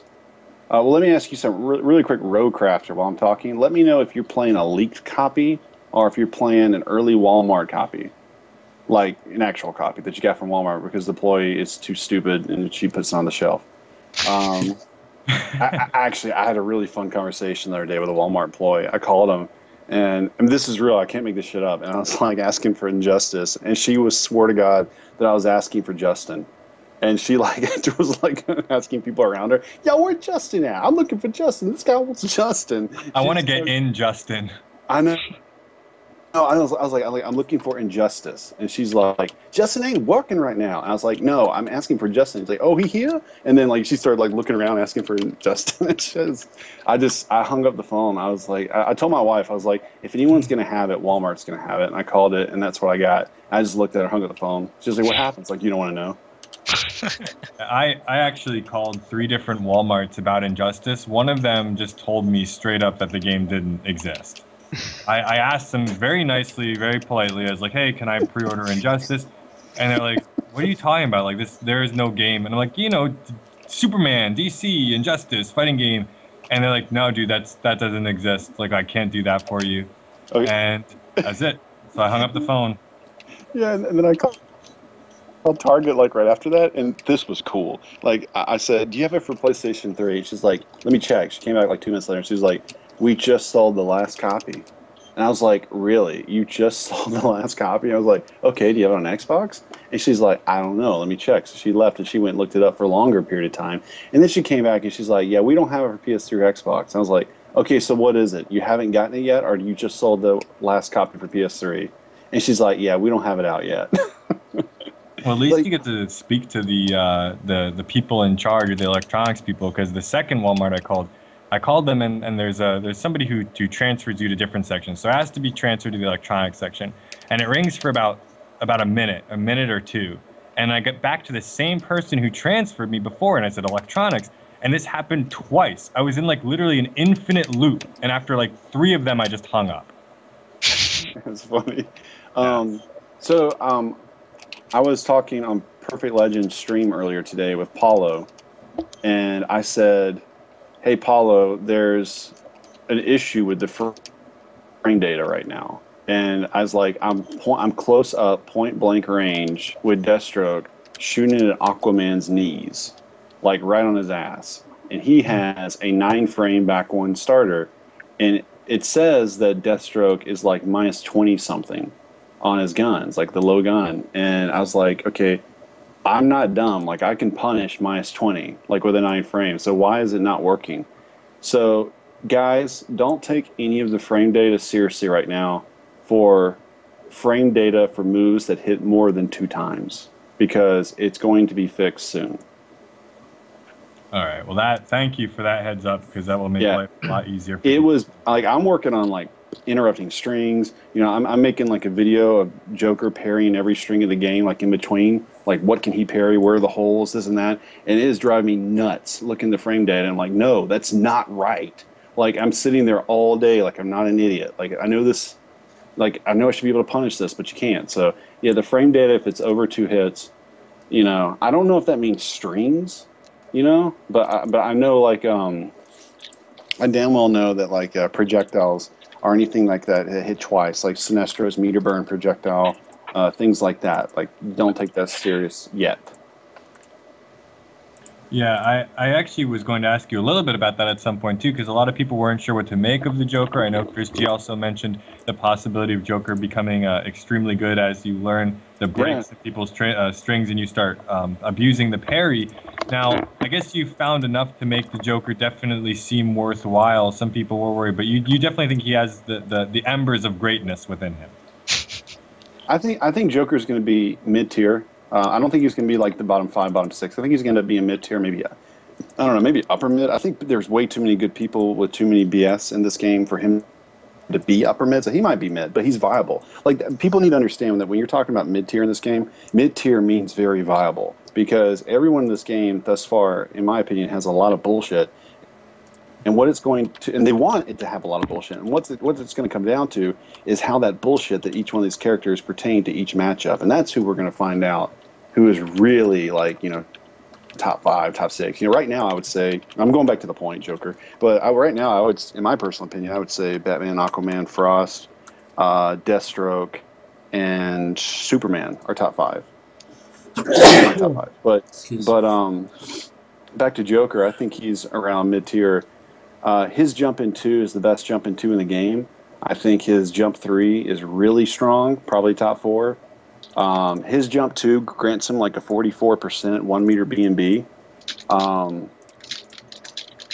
think, and plus, the thing about him is he has some the teeth setups. Like what I'm going to want to do when the frame data is like real right is I'm going to want to go through all the strings that are plus anything on block and then work on setups with the teeth that hit low. The teeth hit low, so if you're plus, you end with teeth. You can kind of go for the safer options of pure damage, or you can go for the crossover 2. And there are setups in this game where the jump over 2 that I'll talk about the jump over 2 in detail in a second. The jump over 2 will hit overhead at the same time that the teeth hit low, and the low will always pop up. Like if they hit the same time, the low will still pop them up, and you get a back 3 combo, and you can do 39% combo, or 35, 36, something like that, off that setup. So take a step back real quick, and everyone playing Joker, do jump in 2, 3, low canister, meter burn, back 3, jump 2, 3, 2, and then cancel to low teeth. Cancel to medium teeth. Okay, and then at that point, cross over and go for your reset. Now, most wake ups get blown up by it, but like Nightwolf's down back 3, that's an advancing mobility wake up, that will evade him out of that trap. But then if you think he's gonna do that, then what you would start doing is ending your medium teeth with back 3 meter burn. And it'll absorb that hit, blow them up, and you get your 38%, but you spent some meter to get it. But whatever. I mean, I'll take that for a free 38%. Oh, did I say Nightwolf? I mean Nightwing. You know what I'm talking about. Other thing, and then if you think he's going to tech roll, you would end the string with a far teeth. And I don't know. I mean, I think the Joker does make Joker the fastest in the game. I don't know, maybe. I think so. Yeah, when he's got the I think that is definitely. I think he's the fastest. And see, the Joker's zoning's okay. I mean, like when you're far away, the rule of thumb I'm coming up with is when you're far away, use the gun. When you're 3/4 away, use the overhead canister, and don't use low canister at all unless it's within a combo, because that motherfucker is like, you shoot a low canister and they jump it. Good night. Like you can't move, block, punch, react, or anything until that thing rolls all the way to the other side of the screen and blows up and evaporates. So I don't use low canister at all unless it's confirmed into a combo, which grants me like over 40%. So that's kind of about my summary of Joker. I mean, the jump two, if you're standing in front of your opponent, then you can do a jump 2 immediately, and it'll hit instantly on their head, and you'll have time to land on the other side of them in combo. And the crazy thing about it is, if you do it like a couple of frames too late, the jump 2 will still hit on the other side of them and grant you a full combo. Nothing's going to beat jump 2. Now, what I'm finding out that's going to be Joker's weakness is characters with exquisite anti-air. Like Wonder Woman down 2, sort of? Yeah, Wonder Woman down 2, Sinestro down 2, oddly enough. Nightwing. No, oh my God! Like Nightwing, his anti-air in the bow stance or lance stance, whatever the hell you want to call it. That thing's a problem. Like for Joker for jumping in, and there's other characters with top anti-airs in the game that's kind of escaping my mind right now. But if they have really really good anti-air, then that's a problem for Joker to get in. Those characters are going to Aquaman. Like you can't jump in on Aquaman. So those are four characters. I don't see Joker when the game develops a high level having a good, well, not having an advantage situation. I mean, I don't know. I mean, we'll see how the game goes, but his zoning is very limited. Only get him so far, and he's got to get in. That's the way he's got to get in, set his traps up, do his thing, and that's Joker. I mean, Joker's fun. He's a lot of fun, and when he gets that momentum going, if he hits one of those resets, it's fun. Joker's a fun character. Yeah, And, he seems interesting. So you're not at all really worried about the rate at which his Ha's diminish, because it seems pretty quick sometimes. I mean, I think if you can find the right player, very smart, very good reactions, who knows the frame data inside and out, like you can parry Batman's 223, you can parry Batman's like 113, I think it is. You can parry a couple of Superman strings. I'm gonna make like a video and put all these together. So when you start parrying strings, like I was doing matchups with some friends, when you start parrying strings and attacks, it really slows your opponent down. Like when you show him you can't do that against me, and you got the benefit of it, and he took 9% damage, and now you're faster, then it starts to open up Joker a little bit more. Like it starts to put the threat out there. Like, oh yeah, it's that mental guard break, so to speak, Yeah. where all of a sudden you have to completely reevaluate your game plan from a foundational level. Yeah, and there's a lot of things that people, I know people are bitching about Deathstroke left and right, but Deathstroke can never do back one up two. Okay, because back one up two is meter burn interruptible. It's full combo interruptible. I'm pretty sure most characters can poke it. And then the next thing is going to be, everyone listen to this now, so you don't find this out 2 years from now. Everyone's going to start bitching about Harley Quinn soon, I promise you. Well, go ahead and put this in your memory bank. You can armor out of her tantrum stance options. You can down one in between tantrum stance and the cartwheel, tantrum stance into gun. I don't think you can down one or armor out the tantrum stance into her other low, which is 2, I think. But yeah, you can blow those up. There's just like a lot of things in the game that eventually people are going to find out in time. Like, I don't know, if you people have an early copy you got from Walmart or whatever, or I don't know, get a friend, or actually go to training mode, and you can record yourself doing back one up two, like over and over, and practice interrupting it. You can totally meter burn it. You can totally, some characters with like 5 or 6 frame starters can full combo it, punish, interrupt it. Almost everyone can either jump out of it or down one it. I know a lot of Lexus strings you can jump out of and interrupt and this and that. And then people need to start going into training mode, and like if they find like a problem matchup, input those strings that are giving them the most problem, and chances are you can backdash in the middle of those strings, because backdashing has, I think it's like, I don't know how many frames of invincibility, but you can backdash out of most strings in this game. And when you backdash out of strings, you recover faster than they do from whipping the string, so you whip punish them. So that's how the game's going to grow. So I mean, this is the kind of thing that we were talking about a little bit earlier. You mentioned that some characters, mid-tier is perfectly viable, which is I agree with too. A lot of the characters, because everyone's so radically different, and they tried to make traits unique yet extremely powerful and the like game changers. You found people with their own unique dirt. What are your opinions, though? Because this is the show sort of devolved into this very quickly. What are your opinions on Shazam? I think Conker would be the best person to talk, like on an educated level about Shazam. I've worked on him. I've played with him a limit amount of times, but like I can speak for other characters people are asking about, like Grundy, Bane. Lex Luthor. I think Lex is definitely mid tier. I think he's definitely viable. I think Grundy is the hypest character in the whole game. I think, Oh, Grundy, man, like he does the Bernie and like half of his animations, his limbs just flail. I mean, let yeah, alone the fact that he can use swamp hands to trade on projectiles and still get a yeah, combo with back three. I yeah. mean, the grabs, he overhead lows, good Oki game. Like, but yeah, you feel free to sort of talk about any character specifically you want to touch on, whether it be Bane or Grundy or whoever. Yeah, I think Bane. Bane has a lot. Bane has like 2 or 3 low mix-ups. His forward three isn't that slow. It's actually pretty good. Um, Bane's comeback factor reminds me a lot of MK9's Quan Chi, where that dude can get 70, 72, maybe 64% on a whim. He can like you can.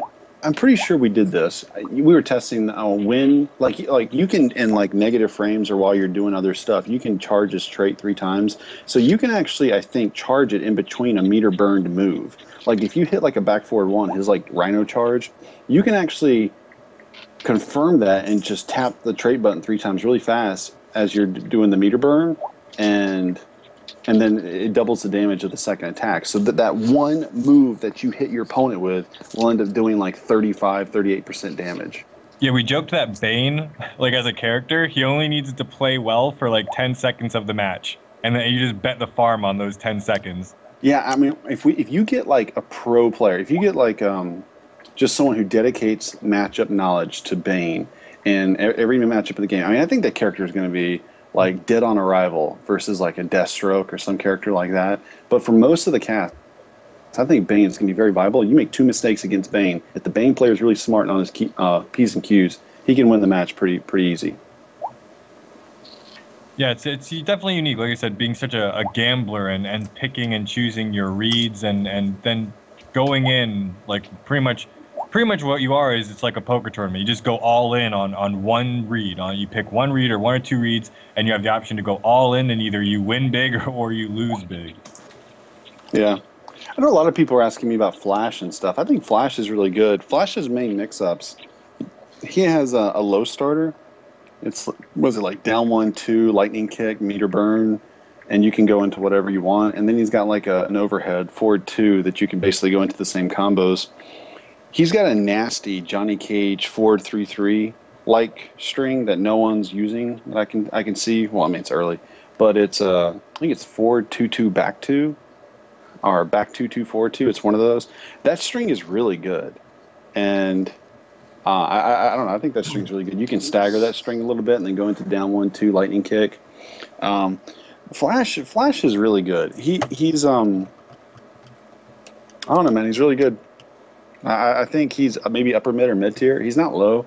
Flash is very viable. I don't see Flash having a main problem. I know people are going to think that his back forward 2 is torpedo thing. I think people think that's unsafe. No, that's hella punishable. There's a lot of things in this game that are pretty punishable that people are just going to have to learn over time. I think Nightwing is Johnny Cage on steroids. Hella good rushdown. One of the best footsie characters in the game next to Aquaman. I think his bow stance combined with his was it Screama stance, whatever the other weapon is. I think that he has a lot of versatility. I think his main problem is going to be getting in on zoners, but that's a small price to pay for when he does get in on zoners. Like he does hella damage. He has low starters, overhead starters. He has some decent zoning tools himself when he has a life lead. Like when he has a life lead, he can kind of piss off people for a while and just kind of like. Wingdings are super obnoxious. Yeah, but he can become a pest quick. Like if he gets the lead, like 40-50% lead on you, he can just go into pest mode and just go to bow stance and just kind of back one, down 1, forward 1-1, things like that, down back 3. He can just kind of be a pest with the stick. He can't get in. And we actually talked about earlier, like you said, you mentioned that his zoning tools are actually surprisingly potent. If he does want to get back in, he can use his ground spark with the staff to cause a knockdown and use like Flying Grayson or something to just get in immediately. Yep, that's good. And if you recover fast enough, you think they're going to wake up, you can blow up their wake up with a meter burn back 3. So, because people will freak out. Like, you have to think about what your opponent's mental state is. Like, okay, you just knocked them down, and oh god, all of a sudden Nightwing's flying in. What are they going to do? They're probably going to do a wake up. So because that's the first thing people do when they're knocked down, they freak out, they wake up. So you could just blow it up with back 3-meter burn, just send them home early. But yeah, I think Nightwing is extremely nasty. I think that's a good character. I think people at first are going to have a lot of problems against zoning with him, but then they're going to figure out that yeah, he can definitely get around it. You just have to you have to be smart. Take your time. Don't rush things. Well, Zoners tend to fuck up, so you just slow down and you'll find a hole and you can blow them up and get in. So. And well, Antiquarian, are you there right now? Yeah. Do you have any questions about Nightwing? Because Pig seems to have a lot of more experience with the character. Yeah, when I was messing around with him, one of the biggest issues I saw he had was lackluster anti-airs. Like, you said his D2 works really well against Joker in staff stance, but his Eskrima and staff D2 seems lackluster for most characters' jump-ins. I think it was down 2. It's the one with the longest range in bow stance. Is that down 2 in bow stance? I don't think so. It's pretty short. Okay, it might be down 1. I know he's got a down something. It might be down 1. It's got good range, man. Like, I mean, I was playing with really good people, and I just could not get in. Like, I know how to get in on people, and you might want to take a look back. But I know his back 1. If you want to keep him out, you can use back 1, and that works really well from a footsie standpoint. But I don't know, man. Play with down 1 more. I mean, yeah, I agree with you. The Screamer stance is it's not very good. But with that stance, I'm not looking to sit there ducking.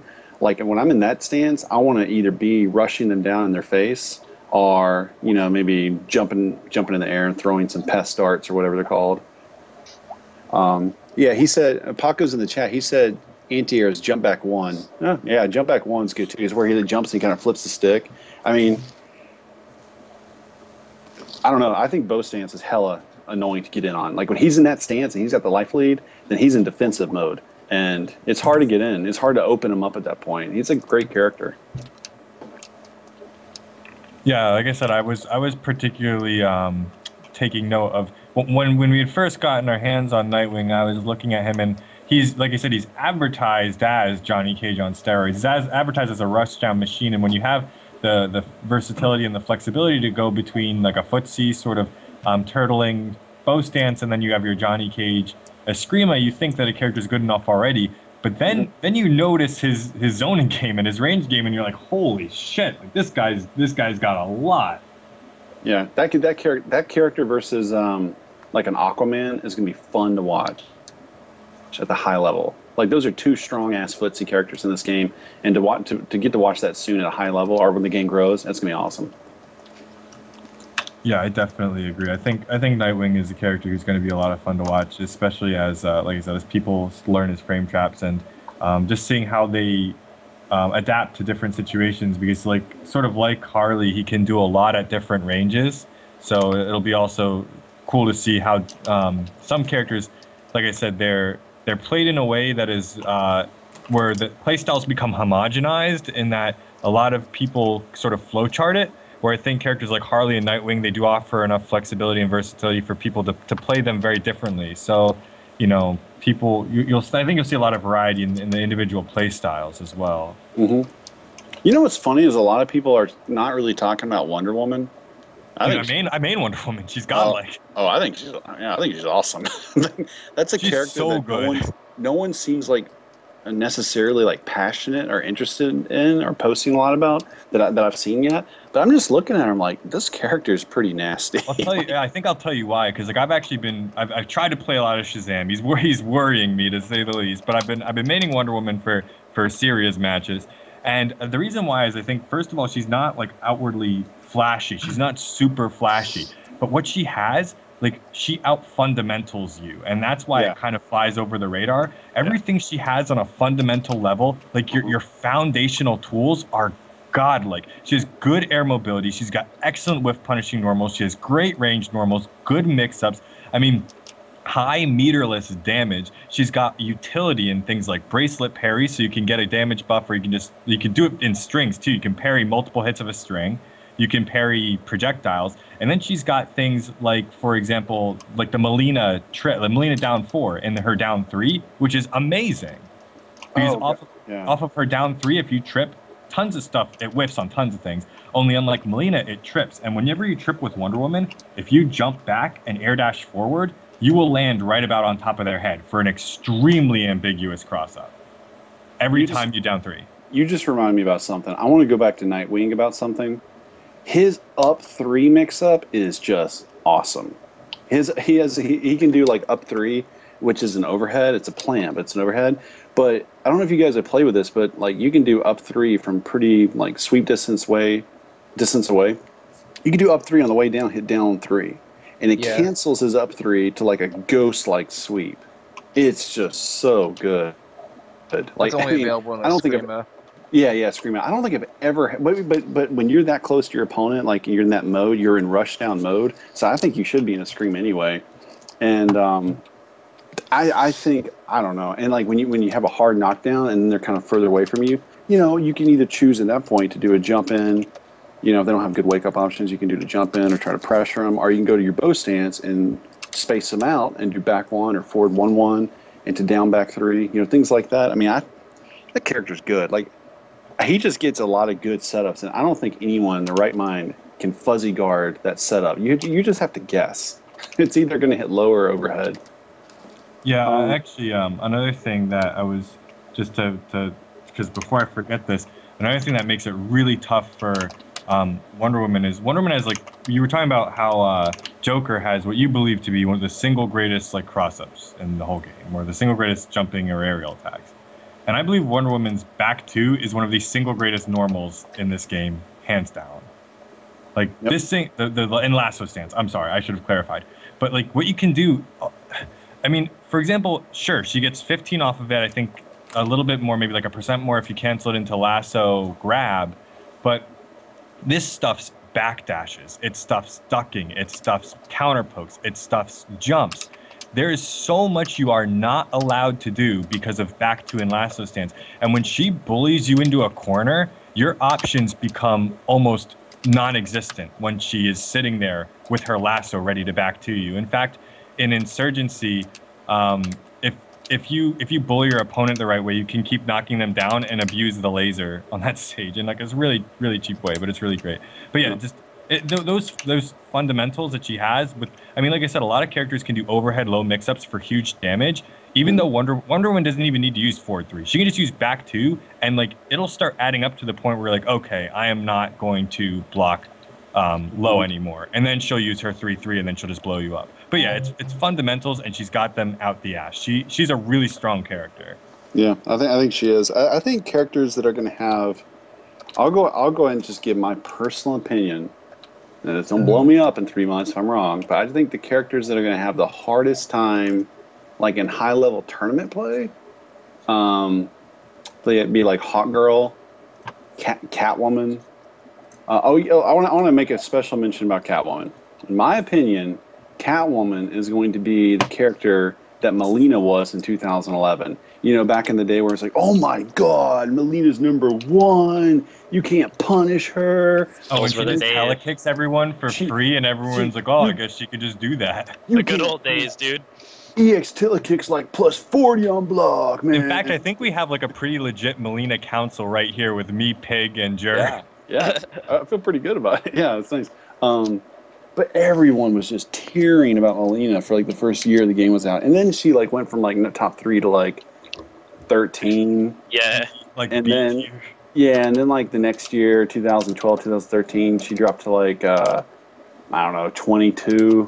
Wow. Like 18. Everybody dropped her pretty much. That's why.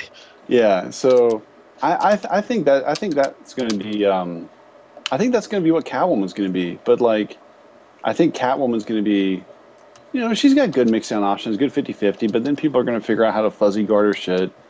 And I don't know, man. I think she's going to have a lot of problems. But she'll have a lot of problems quicker because you have a lot of different communities jumping in on this game, and she's going to be figured out quicker. And I think she's going to have a lot of problems. I think Grundy, despite his massive hype, is going to have some problems. Hawk Girl. I don't know anything about Shazam, so I can't really say yes or no about him. I've been playing him a bunch, but the thing is, like, I'm hesitant to make like definitive judgments because obviously, like, the game has been exposed to such a small amount of people. When you give the game to the world and the world is working together on tech, you don't know what people are going to find. Like I said, I believe Shazam has, and I've said it like 3 times already, the embers of greatness in him. You can do things to influence people's blocking, like mind games, that are effective, so it doesn't even necessarily become the straight 50-50. And you can use Torpedo in a way that makes it more safe. I spoke a ton about Shazam and his ups and downs, but I still think Shazam, despite a lot of people having some problems with him, I still believe he's not irredeemable. I think he has the embers of greatness with him. I think he can be a really good character. He definitely has tons of potential. I'm gonna make can we all make a bold prediction? Like from 2 years from now, who will be known possibly in the top 5 and then the bottom 5? Like make a bold prediction. 2 years from now, who will be in the top 5 and who will be in the bottom 5? Because I got one who I think is going to be all pretty when the game comes out, but I got a feeling that this character, I can see that they're writing on the wall this character possibly being bottom 6. And who's that? It's pretty bold. All right, I'm gonna. Oh, God, I don't want to say it because I might I might kick myself in the ass. It might be like Cabal all over again. Like when MK9 first came out. Cabal's my favorite character in all the Mortal Kombat games. And I was like, man, Cabal's shit. You can't do anything. Blah, blah, blah. You know, so I don't know how much you should be listening to me about this next statement. I think out of all the characters, now I think, and let me go and say this character is definitely viable. I think this character is definitely viable in my opinion. I think he's a lot of fun. But I think when people start playing Arrow, they're going to find that I mean, I don't know. I don't think he has as much dirt as the other characters do. That's just my personal opinion. And I could be totally wrong, and he could win 8 majors. But that's my personal opinion. All right, so Green Arrow is yours? I'm going to make a bold prediction. You know, I'm not here naming Grundy. You know, everyone wants to name Grundy. I'm going to say Arrow in possibly a year will turn out to be possibly in the bottom 6. Okay, so what about the rest of you? Anti or Jared, do you have any particularly bold predictions for any top or bottom tier characters? Sure, I'll throw out some. I think, okay, so my bold one for low. If you say Sinestro, I'm going to hang up this call. I'm going to say Ares. It will be my bold call for bottom. Okay. For top, I think Raven is pretty much a lock-in. So what makes you say Raven's definitely a lock? She gets ridiculous damage off of punishes nobody else could dream of getting from like full screen away. And Jared, okay, I mean that's definitely. I mean her ranged prowess is it's definitely developed, but I think Raven's really good. I think Raven's extremely solid. I think Raven's really good. Yeah. Yep. Can I just be honest with you? What do you think about it? What do I think about Ares? Yeah. I think Ares is going to be a problem. I think Ares is going to be very good. Yeah, I think Ares is going to be very, very good. Yeah, that's all. I don't really know much to say about him, but I've kind of seen him in action at a high level, and I can see where he might be a problem. But in a good way, not like broken, but I think like fun to watch. Oh shit, I got to play his Ares, you know, that kind of thing. It's going to be good. Do you think like mid-tier viable? Very, very, very much. I think Ares is very viable. Well, what do you think? Because this is a character we haven't even mentioned today. I haven't even seen people asking about them. But to me, when I look at this character, I'm like, this character, if you could sit down and you could pick like 5 to 6 special moves, you would probably end up with this character, and that's Killer Frost. What do you think about Killer Frost? Top 3, and she is a problem. Yeah, when I looked at this, I was like, man, like if you sat down, you're like phase 3, pick any like 5 or 6 special moves you could want. I feel like I would end up with Killer Frost just about. If we could change it to where I could donate all of Sinestro's specials for just her safe slide that leads to 40+ damage. Oh, the Sub-Zero slide that now we come up with? No, don't you dare do that to Killer Frost. Her slide is far better than Sub-Zero. No, what I'm saying is, like, I'm talking about, like, as like for people like the Sub-Zero mains being like, oh my god, like, Yeah. look what this has become, you know? Yeah. So okay. So against Frost, just because I try to shoot a projectile rock her way 3/4 or full screen away, you mean to tell me that she gets a ground spike into a load slide, into a command throw, EX parry back 3, just because I wanted to shoot one fucking boulder at her? And I block her slide, it's -4, but I shoot a projectile and it's like -1,000,000. Man, So sick. I'm depressed when I think about the comparison of those two.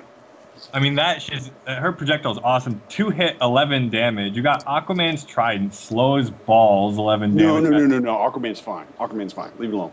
Oh no, I'm saying that, like, I'm sorry. I'm not saying that we need to make anyone's better. I'm just saying she's got solid projectile. Yeah. She's got the slide, obviously, an air dash, which is great, a parry that you can EX for combo, and a command grab that you can EX for combo. Yeah, read what Conker just put in the chat. I didn't want to say it, but yep. It used to do 20%. Yeah.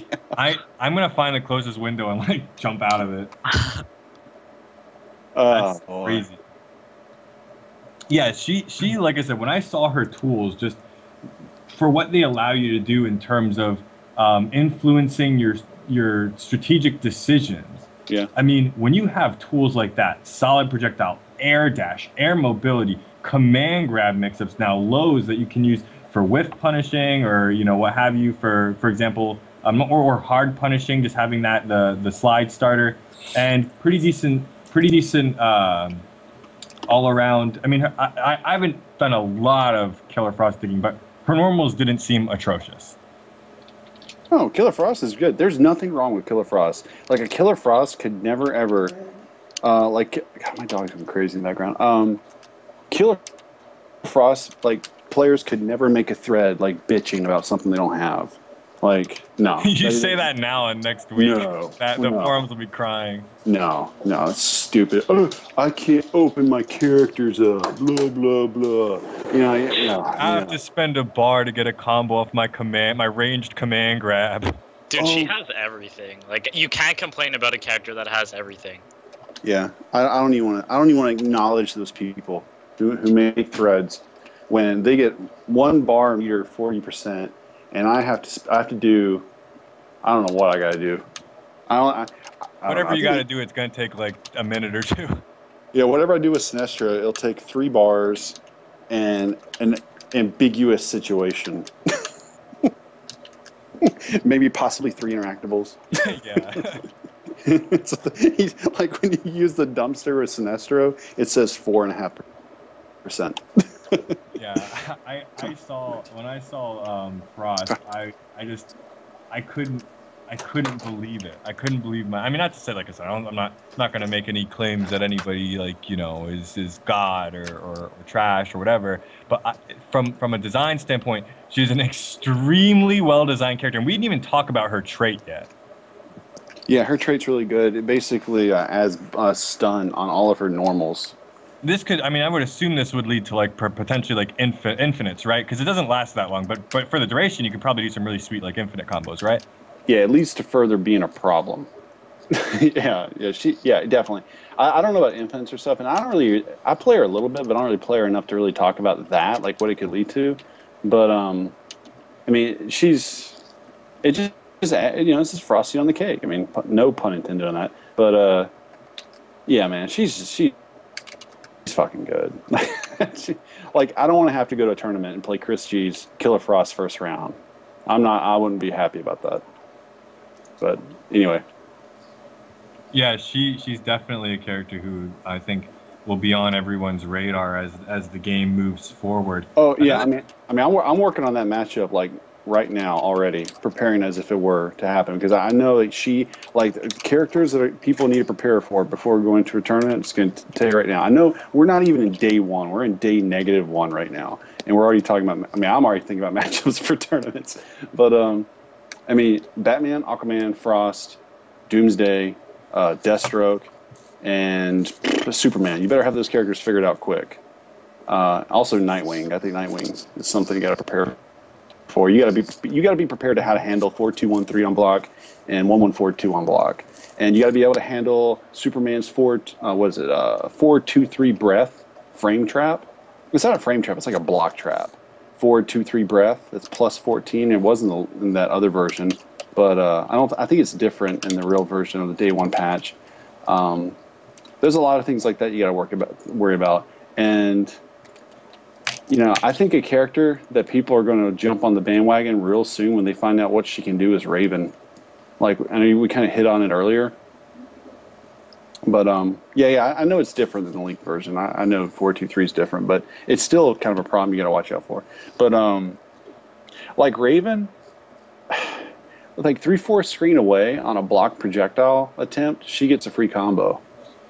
So, and people are bitching about Deathstroke, about all his guns, bullets, blah blah blah. Okay, she's got to reflect. Pick up her. She's got 40% combos off one bar, and she's got to reflect, and she's pretty good. So, I mean, I would say if you guys are bitching about Deathstroke and having nightmares about guns, pick up Raven, because she's definitely your answer. But she probably gets her ass smacked by Doomsday. Yeah, I was actually pretty impressed, like looking at what Raven does from like full screen, for example, to get the opponent closer to her using her EX meters. I thought that was really cool the way that Green Lantern also does something extremely similar with his rocket projectile, because that's a little bit of a tricky projectile, because if you don't time your jump correctly, he'll EX it and then he'll lift you. If you try to duck it, he'll EX it because it's an overhead and he'll lift you. If you block it, you have to maybe wait a second because he can EX it and then he'll lift you. And then if he can jump into it too. He can't EX it off the jump, but Green Lantern also seems like an extremely solid character. Yeah, Green Lantern's great. He's one of the few characters who can get good damage off a cancelable trait. Like with Green Lantern, you can do back 1-3 trait cancel lift. That's like the low, right? The Molina back 3 looking low. Yeah. And I think it's like a 13, maybe a 12 frame starter. So it's a 12 frame low. It's got the range that you start up on the beginning of a match is the max range, I think, where the back 1-3 hits, or the back 1-2, back 1-3, whatever. There's two options, and it's a pretty large range that hits. So he's got what is it? Back 1-3 trait cancel lift, and when you have the trait out, you can then combo off your regular lift. So you do 2-2-3 missile meter burn, and then you can just like hard knockdown on a lift. And I don't know if you guys know this, but down 1 OTGs with Green Lantern and his plus on block on hard knockdowns. He is like a down 1 like reset from hard knockdowns when you end the combo right next to you. So and plus he's got like back 1-2, which is the overhead. One thing that makes him extremely annoying is the fact that lift has it's extremely fast. I'm not sure what the frame days are. I thought it was around like 10ish or something frames on startup. Extremely fast, and it's got huge range. It makes Ermac's lift look like garbage to me. It reaches extremely far. So much so that unless I'm mistaken, I'm pretty sure he can punish a lot of things from a range that I don't think other people are going to be able to. Yeah, but now one thing I want to caution. He does have a above average fast overhead that leads to damage, of course. But the other thing is that's one matchup I started looking at real quick with Joker and a couple of others that I'm using. And Joker on every back 1-3, back 1-2 can parry the second hit. So if Joker's parry is 2 frames. So I've never tried back 3 meter burning. I think there's probably not a big enough window to do it. But I'm just going to go ahead and say that Batman can parry in between those 2 hits. Joker can parry and get a free ha. So he gets free. So Joker blocks the down 1. The back 1. Gets a 9% free punish, and he's faster. And he's in perfect position for a jump in. And I think he's in good position to where Green Lantern can't anti-air him for like with a lift or whatnot. So Joker's going to get his damage at that point. So that's really good information to know for Joker versus Green Lantern. Is back 1-2, back 1-3. Just always prepare to block the faster option, and then just try to fuzzy the other option as best you can. So that's how I look at that matchup. far away. You can kind of play with some of the zoning, the guns. I don't fuck with canisters in that matchup because I don't want him to get in with like that move where he does like back forward 3 or whatever. It's like a free get in. So but looking at things like that already, back 1-3 trait cancel lift looks pretty OP at first, but when you look at it, okay, you can interrupt those 2 hits and call it a day. So things like that. Yeah, it's mostly when I had taken a look at him, it was I never like screamed in my mind like OP when I had seen him or anything like that, or like no crazy alarms went off. But yeah, I did remark at how good his lift seemed, especially because of the startup, and it's got a really generous hitbox, which is really good. Now, another character I want to touch on, because you mentioned him being extremely problematic, especially for people who don't know the matchup. And I know people are curious about this character because we haven't mentioned him once today. That is Doomsday. And I heard like a sort of half-assed sort of strategy to counter his armor. From what I've seen, a lot of people are preaching just abuse down one and jab him a bunch when he's got the rocks. Can you speak to the validity of this strategy? Because we don't have like a high-level Doomsday here, so I haven't really gotten to take him on from like a serious player. Yeah, I haven't played an extremely high level Doomsday, or I haven't played like a high level Doomsday yet. But from limited experience, what I can tell is here's how the Doomsday player thinks. When he's got meter, he's going to be starting his offense with advantage situations with EX shoulder round. Okay, when he doesn't have meter, he's going to be using his trait to get meter and to try to get in your face to get some kind of damage. He'll get meter by you hitting him or him doing block strings. He will get in and get his damage. Now, during the trait, I try not to be scared of what he's doing and just try to pelt him with as much shit as possible. Like for example, for like with Deathstroke, I just try to slow him down. And you can kind of stagger him when he has his armor on, his trait on. And I just try to let the times go by. And like with Sinestro, I actually don't mind the Sinestro Doomsday matchup, oddly enough. That's kind of weird. I know it's early, I know. But, some characters can punish the regular shoulder ram on block. You can't punish the EX because it's advantage. But I think not getting yourself stuck in the corner against him might be number one. And number two is just being aware of when he has meter and when he doesn't. And because when he's got meter, he's going to do EX shoulder. He's going to do it every time. You can try to jump over it or EX, or you jump over an air dash if your character has an air dash. I'm not afraid to back 3 meter burn just to show him that he can't get in whenever he wants. You got to make your opponent realize, especially at Doomsday, you got to let the Doomsday player know that you cannot control the momentum of the match. You can't bully this matchup. You got to knock him in the face once, and then I'll slow him down, make him think a little bit more. But if you just let them get in free will, dash, dash, dash, shoulder ram, EX shoulder ram all day, then they have no reason to not repeat it. So that would be my first advice, is to show them that they can't do that. I talked to some people, and they say that some characters like, I've never done this, but like characters like Sinestro and Aquaman and other characters can anti-air his Shiva Stomp special. I've never done it nor tried it. I don't know if that works. But if someone can let me know if that works, that'd be cool. I wouldn't be surprised, maybe, because like if it is a disjointed hitbox, like you wouldn't really have the room for a trade, Yeah. I just dash back. I mean, it doesn't. I mean, I just dash out of it. All right, Smargasm said you can, so I'm going to believe him. So if you just see it 100 times, just again go into training mode, get the computer to repeat it over and over and over and over. You can program it to do it. And just practice anti-air and then work on your anti-air combos. Now, characters with like terrible anti-air, obviously you can't, but you got to find other mobility issues to get out of the way. So yeah, I mean that's basically it. I mean, I don't know that much about Doomsday. I just know he's basically like what I said. It's either trait, and when you don't have trait, use your meter. And you don't have meter, use your trait. And then that's the fundamentals of how to use them. And then you just try to go for 50-50 mix-ups. Okay, so I mean, yeah, Doomsday definitely seems like a straightforward, albeit genuinely threatening character. A character that I think you mentioned a little bit earlier. I might be wrong when discussing your initial top 5. A character we saw a lot on streams, and I know a lot of people are really interested in because he's so metal and he's so badass. Black Adam. Now that we found, especially that at some distances the dive kick appears unpunishable, so we've got Doctor Doom over here foot diving all willy nilly with literally an equivalent of Doctor Doom's forward H foot dive and his S foot dive, like the same shit. And one funny thing even with Black Adam, I mean, he has no qualms being up in your face pressuring. He's got pretty decent strings, and you know, his zoning is obviously extremely well developed. One funny thing too is even if you don't want to use the foot dive to necessarily create pressure or a cross up, even though you can EX it air to air and get a combo off ground bounce like Doctor Doom, what you can do is you can jump over somebody's head and then reverse your input for the far foot dive, and it's like Kung Lao where you just escape.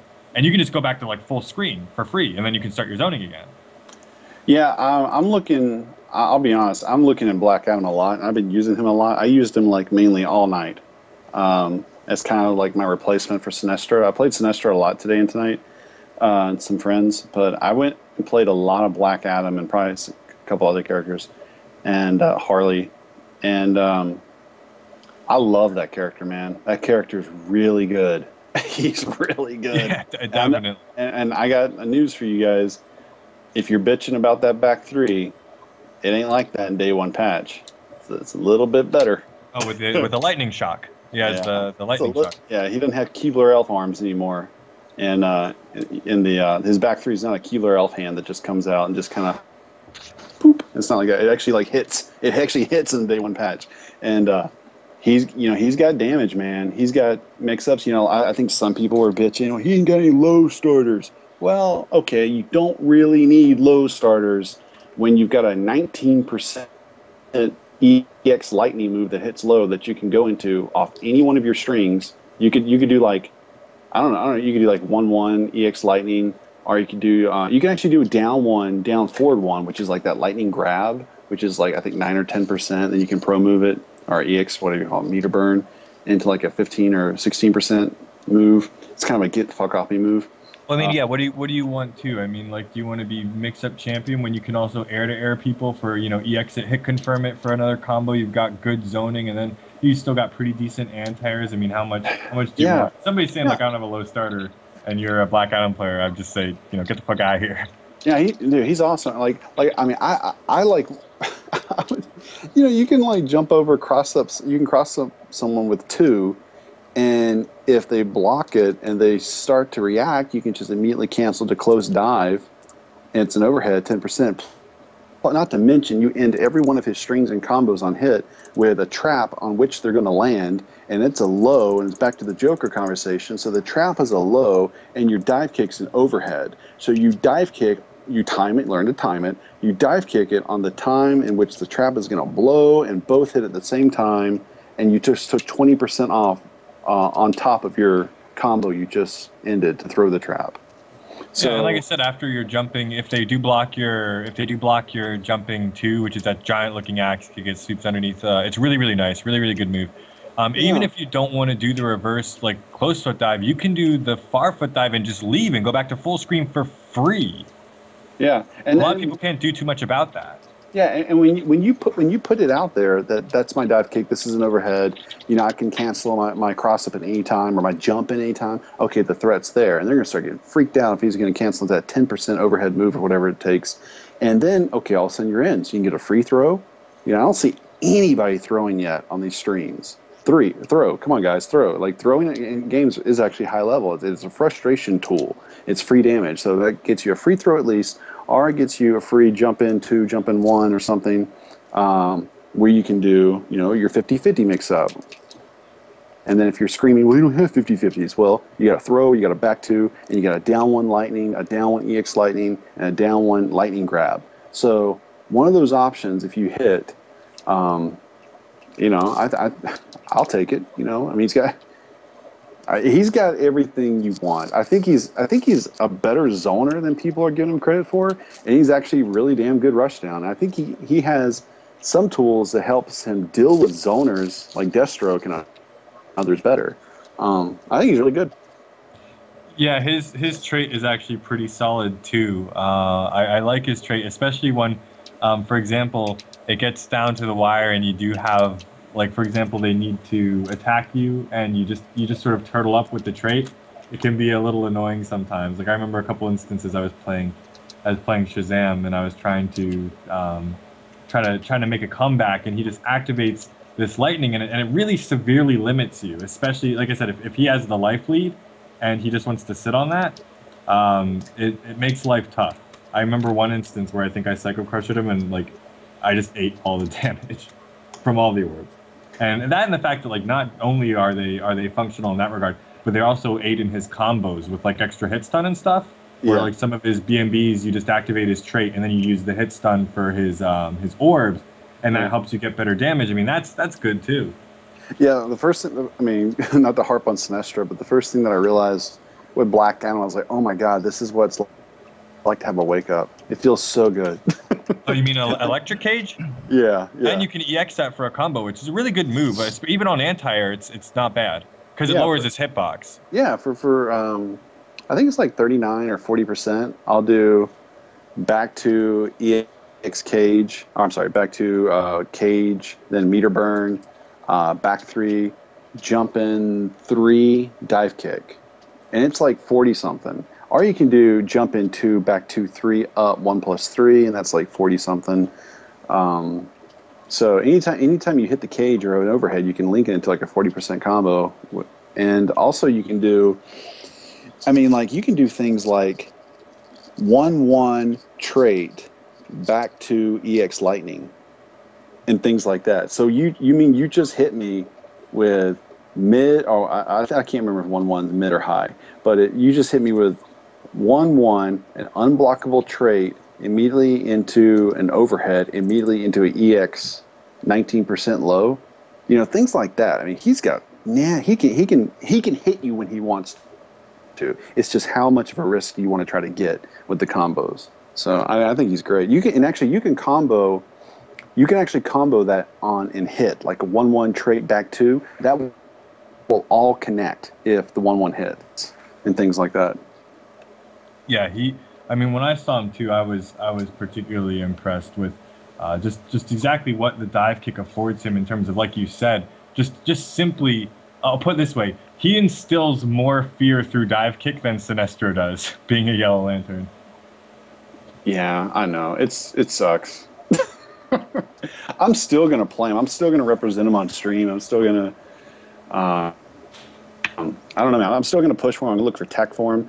I'm gonna find some way to turn those minus signs into plus signs. You and Hanks are gonna have to compare notes because I played a lot with Tom Hanks, and he wanted the main Sinestro. He was really excited about playing Sinestro, and he's pretty much everything that you're saying is just like I've been hearing it for a little while now, and now he's like he really loves Aquaman too. So he still has Aquaman, but he's still gonna try to make Sinestro work. So you two will have to have like a powwow or a small conference to make this guy. It's funny. I don't think I've lost, like in casuals, I don't think I've lost one single game with Sinestro. Not one single game with Sinestro. But at the same time, while I'm using him, I'm just like, that shit ain't going to work.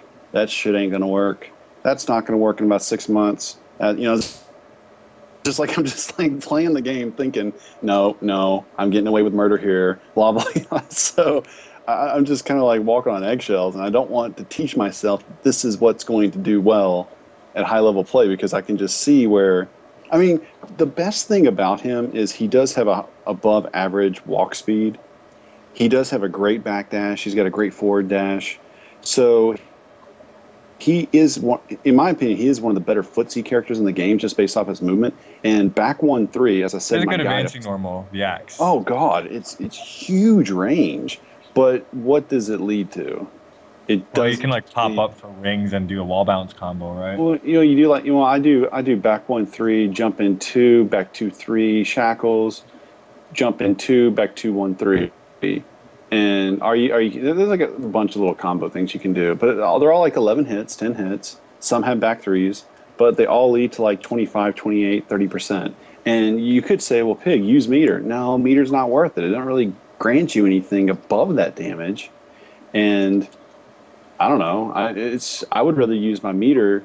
Like, he doesn't have wake ups. Okay, so I would rather wait for a string with an open hole to back 3 meter burn him to where I can get them off me or get a combo out of it, rather than use my meter for something unnecessary. EX Boulder, I actually really love EX Boulder because you can combo The shackle that. off of it. Yeah, you can get a shackle off EX Boulder, and you can get about 1.5 bars or 2 bars of trait charged. And I want my trait because it opens up a lot of the strings. It can make the strings safe that were unsafe. And you can do a trait. Like people don't respect that trait. So you can get trait shot into shackles, and if it's your last shot, you can recharge your trait, or you can get more damage.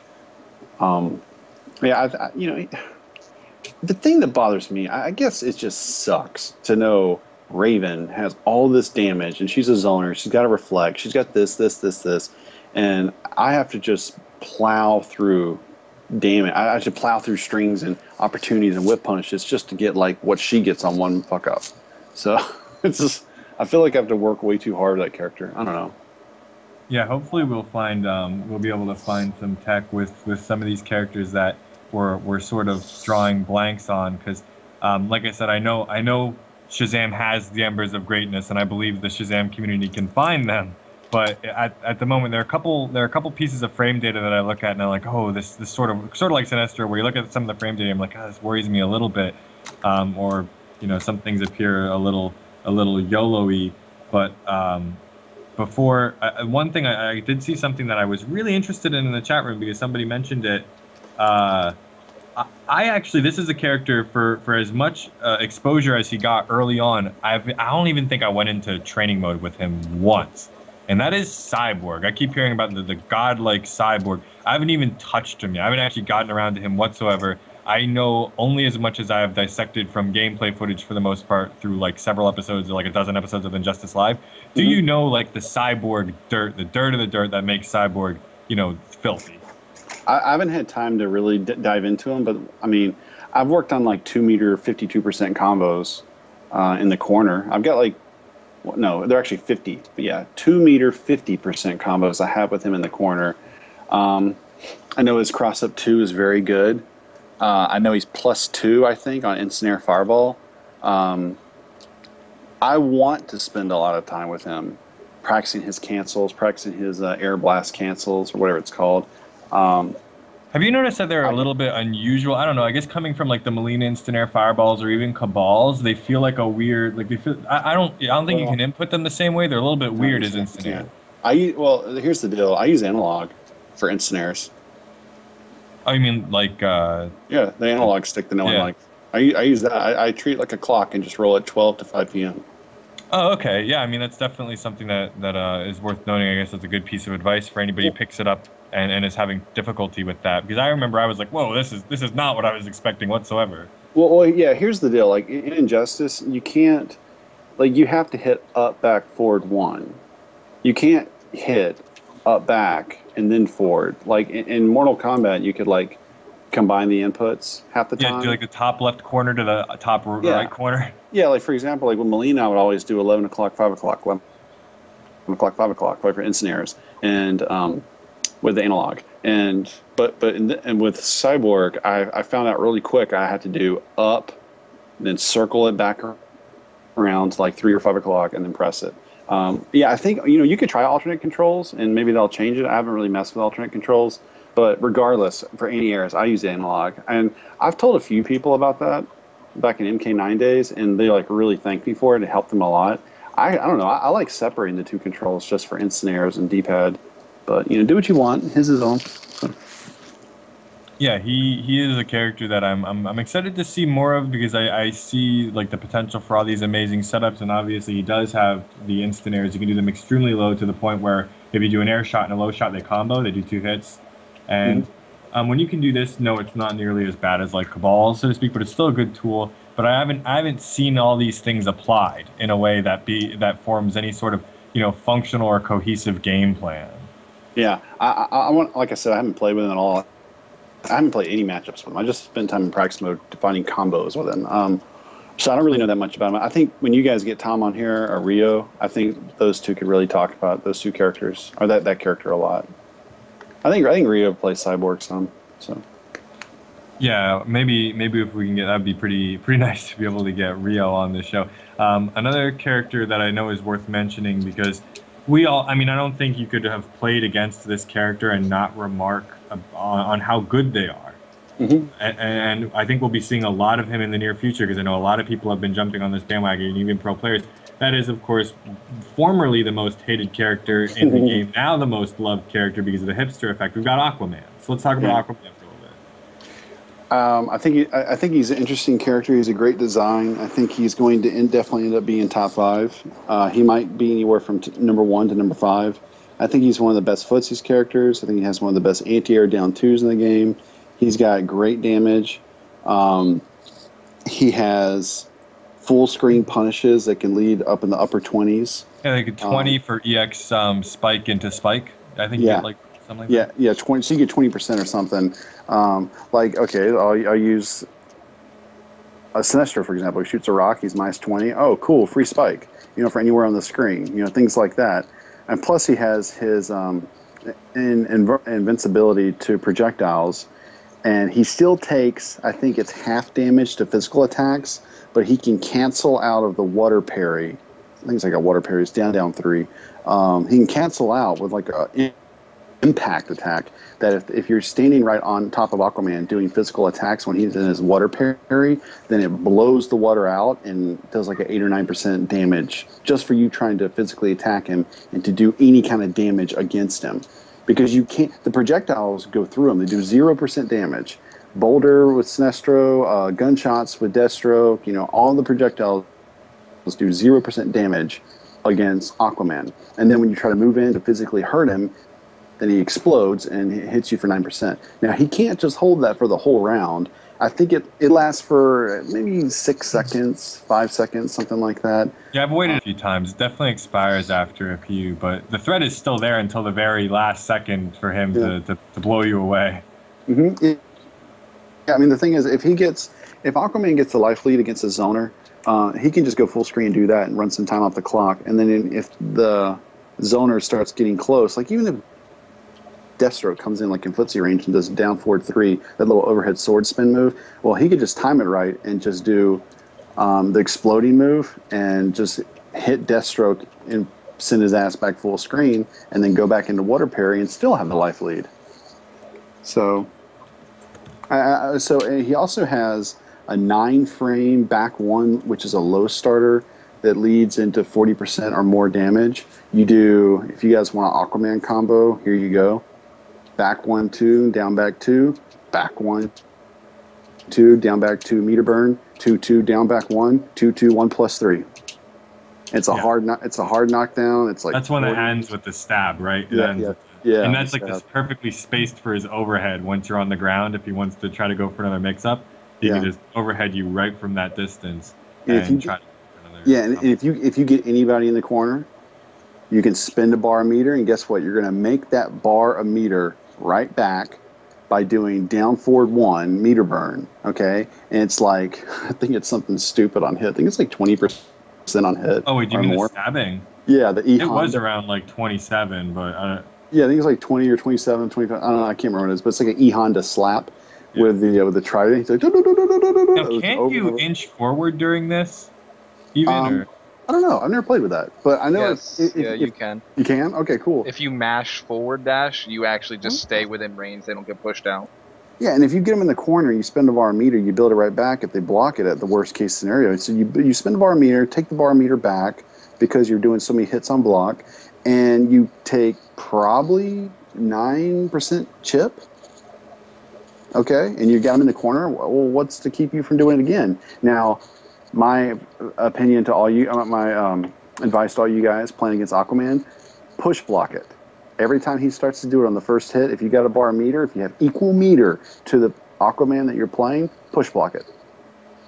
And push block it just sends him further away from you, like jump distance away, and you don't have to take all that shit from him, and you made him spend a bar meter that he will never build back, and you won't take the chip. Yeah, he's a character that I've noticed has a lot of, once again, sort of like Wonder Woman, where he has a little bit of flash, but he's got such good tools at a fundamental level that unless they're stripped from him, I can never see him being like mediocre or bad, because he's built Yeah. so solid at, like I said, at a foundational level. He's definitely a character worth worrying about. I mean, obviously, a lot of pro players, a lot of good players, picking him up and expressing interest in him. He's dangerous. He's definitely a dangerous character, and he has the tools to mess with you, even though he doesn't have particularly extremely developed tools for a ranged offensive. They're good enough. The spike is good enough, you know. Yeah. I don't think Joker has a chance in hell against a pro Aquaman, but one thing I found interesting was that when you get in the corner, I programmed the computer to do the spike move over and over and over and over, and I kept randomly hitting the parry, and when like one of the stabs misses, you can parry the next. Oh, really? That was kind of cool. Yeah, I thought that was kind of cool, but I mean, I'm not going to tell you, yeah, it's a good matchup because he can parry the 14th hit of the stab of the trident. So, Yeah, I mean, and then if you try to go in and do any sort of mix-up while you have your high, he just blows you away with shield, and it's gone by the time you come back. yeah, he can do shield, he can do down one, he can do or he can do back one, down two. I mean, Joker has problems when he's kept out, and Aquaman probably does some of the best footsie work to keep people like that out. So, I wonder what Black Adam versus Aquaman looks like. I just thought about that. I mean, I think I'll have to see. Like, I know the trident looks pretty good, like a destroying hitbox. So I might be able to stuff dive kick attempts, which is nice. I'll have to actually play around with that because I know Swift Tom Hanks plays a little bit of Black Adam. I'm not sure we did a lot of Black Adam Wonder Woman. I'll have to test her down too against dive kick and see if the lasso just beats it out, because I have a feeling it might.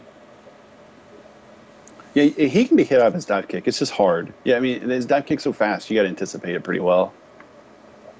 Yeah. I don't assume that we're going to be seeing like the patented like Doom full screen dive kick, you know, from not far away. But still, yeah, he's definitely. I mean, that's two. Black Adam versus. I'll put it this way: if you're looking for Black Adam versus Aquaman, I don't think you'll have to wait long before you see it in a tournament.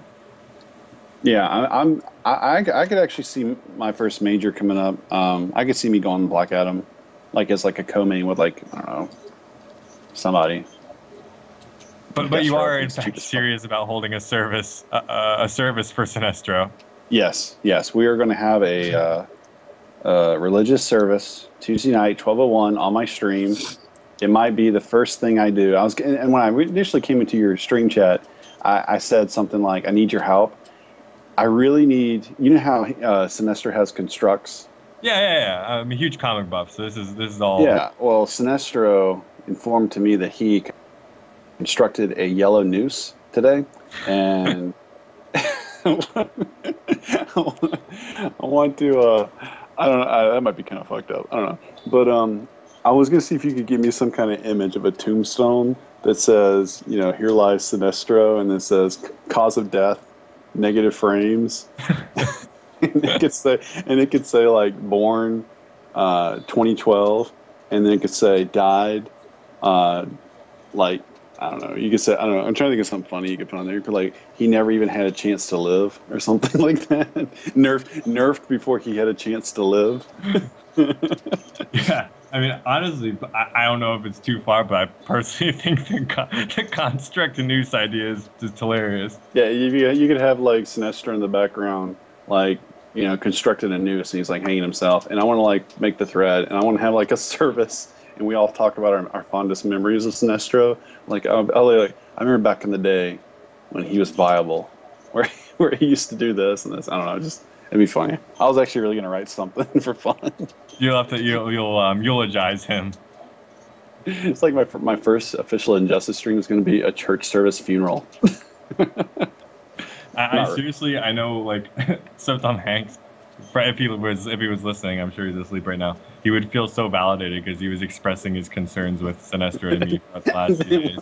And then watch Sinestro get like buffed, and we like have this Easter like he is risen. Yeah, he's back. Every time he's risen from the dead. The last thing he's come here to save us from our bad matchups. I was joking with Hanks, like, yo, watch Sinestro win, like, you know, like the Toryukin or something. God, what if Sinestro won like ECT? Like, like say I couldn't go to like Civil War or like something like that, Sinestro won for free.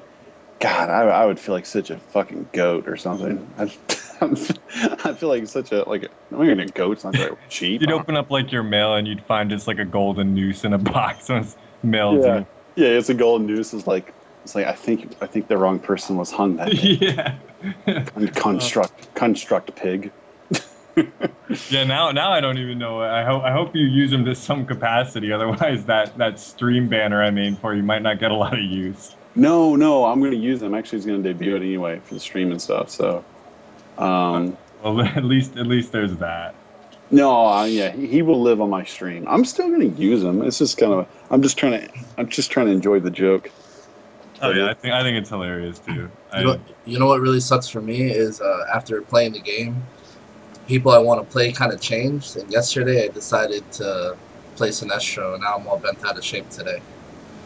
Because you're listening to this stream. Yeah, I mean, I was liking him, and I read Pig's Guide today. I was going through it. Everything looked good. And that was all this. And now Dude, we were just kidding. He's number one. Yeah, okay. I'm gonna stick with my main anyway. He's got. Well, hold on. Use him. Try to help me find something that I'm missing. All right, he's great at footsies, walking, and whiff punishing. And his trait's unique, and his trait makes his unsafe stuff safe. So, I mean, if he had damage, I mean, just give him back his damage, man, or something. Well, yeah, what makes it particularly hard is, like I said, he lives and dies by his trait that gets removed during clashes and I believe supers. So once you finally get it, and like by that time, like I said, you might just be on your second health bar, or somebody might be. If you initiate a combo, then all of a sudden your trait just goes bye-bye. Don't forget stage Yeah, transitions. okay, all right. Oh, okay, Enigma, Enigma just said Arturo made Sinestro look awesome to their downstream. Okay, listen, I haven't lost one casual with him since I've been playing the game. And ask Arturo who made Sinestro look number one back when we were working with the game. I don't know. I'll just leave it like that. Damn. Well, I honestly think that. I caused a lot of bitching. I'll put it that way. Having played against the Sinestro and then obviously a player who's no slouch, I can recognize, like, I wasn't at the point where when I was playing Sinestro, for example, like if I was playing like Wonder Woman or something, I'd be like bodying, and it wasn't at the point where I'm thinking like, oh, I'm really good, or like I'm really excelling at this game. Sometimes you do. Sometimes you know when you're feeling yourself and you're thinking, okay, like I'm really godlike. When I was playing against Sinestro, it felt like I was like beating up a kid, like a child. I didn't feel good about myself. It wasn't as much about me feeling like good as it was about me pitying Sinestro. Yeah, I mean, it's like I said, like I'm getting away with stuff I know I'm not going to get away with in 3 weeks or 6 months or 3 months. I mean, it's like the game comes out, Melina's telekick is highly punishable, and no one punishes it for 6 months. Some people don't punish it for 3 years. But I saw people at Winter Brawl when Sonic Fox would do up 4. People getting clocked by 4-2 all day, and I'm like, how do people still not know about this +9? People are stupid. Dude, getting clocked by 4-2 all day. Yeah, exactly. Or if they get an instant air psi, and they're +5, and like, what? She has advantage? Yo, maybe that you've never heard of this game. It's called Mortal Kombat 9. It's been out for 3 years. Dude, people, I mean, yeah, exactly. I mean, there's always going to be people that still fall for that shit. But no, one thing I do want to make clear, just so people don't think that we're on the wrong wavelength here. I want to make something extremely clear: is that nobody on this stream is advocating that you drop any character or your favorite character. In fact, it's quite the opposite. We want these characters to be extremely successful. There's a little, like, I voiced concerns about Shazam. You'll still meet. I mean, I'll be at VSM Tuesday, and you'll see me on stream. I'll play Shazam. I love the character. I think we can work with him. I think just like Sinestro, everybody should continue to play the characters, especially if you like them, even if you don't hear the best things about them. Because once it gets exposed to the world, you don't know what kind of text people are going to find. You don't know exactly what's out there. So I think you should, by all means, try to play whoever it is that you're excited to play, because I think there's still hope for everybody. I don't think any characters are irredeemable. In fact, like I said, if I did, I wouldn't have wasted my time trying to write like part of a Shazam guide. I'm going to call this Shazam guide "How to Fight Like a Child." So, that'll be it. And I encourage, like I said, everybody to try to find as much tech as you can. I'll still be working with Shazam nonstop, trying to make him pretty decent, and then we'll see. If not, whatever. But let's, nobody start getting into the leaky boat just yet. Oh yeah, somebody really quick mentioned Shazam's Clash dialogue. I love how corny they made Shazam in this game. Like when he clashes with you, he's like, "I'm sorry about this, man." And he's like, I thought we were friends. Oh, Yeah, that's one of the things that I really, really liked about the character is he sounds like a kid, and there's just like a grown man voicing these kid dialogues, and it sounded great. Yeah, it's seriously like, I mean, even his Wimpo is like, I like being a hero. Yeah. Oh my god. I want to. Oh, this is cool. Wait, what is this? Okay, sorry, I just got to type something. So like I'm still gonna keep like the like in my Sinestro guide. I'm having like superlatives in my guide, and I want to go like through Pigestro, right? Yeah, well, yeah, I give like people like little names and stuff, and I'm trying to make it fun. Like I'm trying to make playing Sinestro and playing this game Injustice fun. So I'm coming up with superlatives like let me go to it real quick. I don't even know what I type half the time. Most fraudulent yellow ring bearer constructed. Right now I've got FC champ. Sinestro's toughest matchups. Actually, that's pretty legit. Tournament wins and accomplishments. Major wins. Most consistent yellow ring bearer. The number of times a Green Lantern has fallen to the yellow ring in tourney top 8 play. I list our biggest enemies, and I'm also going to do things like tournament reviews and kind of go over the current stature of the Sinestro community and how we're performing in the tournament. I'm kind of hoping that we don't do well, so I can just have these like, when you're at your job and your company's not doing well, and you have these like corporate meetings, you sit down at the table and you're like, guys, we don't look good out there. Like we're having a tough time. It's kind of like the Anchorman scene when they just had the fight outside. And like that Rick escalated quickly. Yeah, like Rick killed a guy, and he gets stabbed a guy in the heart with a trident, shit like that. Like I want to have those kind of like, sessions and stuff. Yeah, 2-37 in tournament. And it's a shame too. I mean, although the only thing I will say is there's only one thing about Sinestro, one thing that is definitively low tier, definitively no argument, and that is him along with Green Lantern, their entrance. Like, they can make anything. Sinestro could have ridden in on like a Tyrannosaurus that is driving like a Cadillac with rims, with like a bunch of women in the back seat, and no, he just puts his hand in his lantern and that's it. Like he could have literally rode in on anything in the world that you could imagine. Yeah.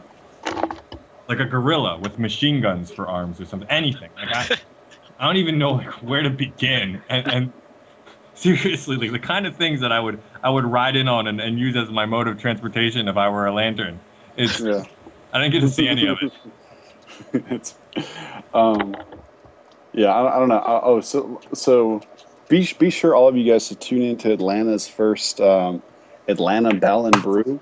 It's going to be a streamed Injustice tournament May 2nd, and I will probably use nothing but Sinestro, just as kind of like, because if I'm going to win with this character, it's going to be within the first week or two. Like if I'm going to do any damage with this character, it's going to be week 1, week 2, because three months from now, it's not going to be good. You make a graph so that you can see like the gradual decline. Yeah, it's kind of like if you could go back in time and like Rio would have won that major with Cyber Sub, and we look at today and Cyrax has never won a major, neither has Sonya, but you could look back and say, well, Cyber Sub won a major. Like that's the kind of I'm tomorrow. I'm looking for that situation right now so I can claim that shit like in 3 years. Hey, come on, man! I did it with Sinestro. Yeah, well, I mean, we'll actually be, I think, at VSM when VSM, and I'll do a really quick shout out for VSM. I believe on Tuesday they're doing our launch party. It starts 11:30. Yeah, Combat Network will be streaming it all day. Injustice, I will be there. I know Swift on Hanks, a bunch of other great players will be there, and I'll try to pop on stream here and there. And I actually think Sotam Hanks and I are going to try to do a little bit of a time capsule where we're going to ask people who they think are like the best and worst characters. So like years later, when they get bodied by that character in a tournament, like a month later, we can just play this back to them. Yeah. And I'm sure I'll have to play the footage back to myself too. Yeah, Battle and Brew tournament streams are really good. And I think that the first Injustice tournament land is going to be really cool. So I recommend all you guys watch that on May 2nd. We'll get Storms and TYM and everyone to promote it, and it's going to be hype. I think it's going to be really good. It'll be fun. I'm excited about watching Civil War, our local tournament, Battle and Brew, Wednesday night fights, ECT, and UFGT, just to kind of see within the first month and a half of this game's development what it looks like. Like, what is this game going to look like in tournament play? Who are going to be the players that emerge? Who are going to be the characters that emerge? Who's going to turn out to be the most fucked up and broken? And, oh my God, what do we do? Who's going to be that person? So I'm really excited. Yeah, I think lots of Aquaman top 8s. I can guarantee you right now, between now and UFGT, you're going to have 2 Aquamans, 2 Batmans, 2 Frosts, 2 Doomsday, like 4 Doomsdays probably. I don't know. I think it's gonna be interesting. Yeah, you'll. I think Flash early will do some damage. I think later Flash will have some problems, but I think early Flash can do some damage. Yeah, I mean, Flash still has some good stuff. I mean, you can break some of his pressure down into like a flowchart, but it's not a bad flowchart. It's actually a pretty solid flowchart. You got like I said, you got 2-2 into his like low poke combo, where you can do like forward 2 if they backdash and stuff like that. Like it's a pretty sound flowchart. Oh, and I'd be remiss if I didn't name Deathstroke. Will be probably in the top 3 of every tournament I named. So, okay, yeah, bold prediction. I'll take that one to the bank. We'll be watching for that one. Deathstroke top 3. I mean, like I said, to me, when I looked at him, I feel his life will mirror Ermac's a little bit. So I'm expecting almost like the same lifespan for him. Mm-hmm. So really popular, really potent early on. Still not a bad character as time goes on at all, but definitely like the hype will die down at least a little, I think. And the complaining will stop a lot more because Ermac, people had the torches and the pitchforks early on with Ermac.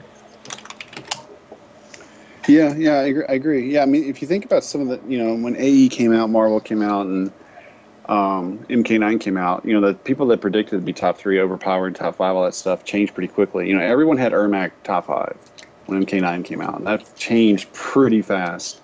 So it'll be. That's why I'm excited to see, and I'm definitely going to be at UFGT. I'm going to be at the Atlanta tournament. You should come to ECT. I'm trying so hard to come to ECT. I just got a new job at a production house, so that's going to be tough. All right. No, I understand. But I'm trying so hard. I've already got off for EVO. I've already got off for CEO. I've already got off for UFGT. And then I don't want to be like, yo, I know you just hired me. Give me this weekend off. Yeah, So by the way, I won't be around, tomorrow, my first day. Yeah, I got you. 4 weekends within 6 weeks. Yeah, that's cool. Following Injustice for most players, 5 out of those 6 weekends there is a major tournament. There's Civil War, then NCR, then Toryuken, then a break, then ECT, and then UFGT. And there's also the Yestercades tournament the same weekend as NCR as well. So it's really 6 out of 6, even though 2 are on the same weekend. And I highly suggest for anybody who is in the Northeast area or near New Jersey, if you're not going to NCR, to check out that. Somebody asked when ECT is. ECT is, I believe, in New Jersey. It's on, I believe, the 18th and 19th. Yeah, 18th and 19th of May, I think. Is Civil War and Justice over Saturday? You mean, are they, not doing Top 8 Sunday? I'm not sure. If it's over Saturday, I could probably drive up there. I really want to go play a tournament right now. I just want to go play Injustice right now, with tournament people. I don't know. I know. I'm right there with you. I think I'm committed to go to a big party with a bunch of VSM players and stuff. And I don't think then we'll be at Civil War, but I will be watching, and I think in the theater room we'll be there. I mean, don't trust me. If you do happen to make the drive, I'll be there in the theater room rooting for you, just so you can get that one. You can sneak that Sinestro win in. Sinestro. So what's your excuse? Well, I know Tom, and I think some other people are going to be there. Chris G and Arturo, I think I heard, or I might be wrong. I think Chris G, Arturo, Rio, and Tom will probably be there. Oh, Rio. I mean, I've heard a lot of conflicting stories. Do we know all who Rio's settled on right now in terms of his main? No, they don't want to let they're not. He's not talking to anybody. And Tom's not Ooh. talking to anybody. No one's talking to anybody. So we'll Oh see. wait, Tom made the King of Atlantis thread.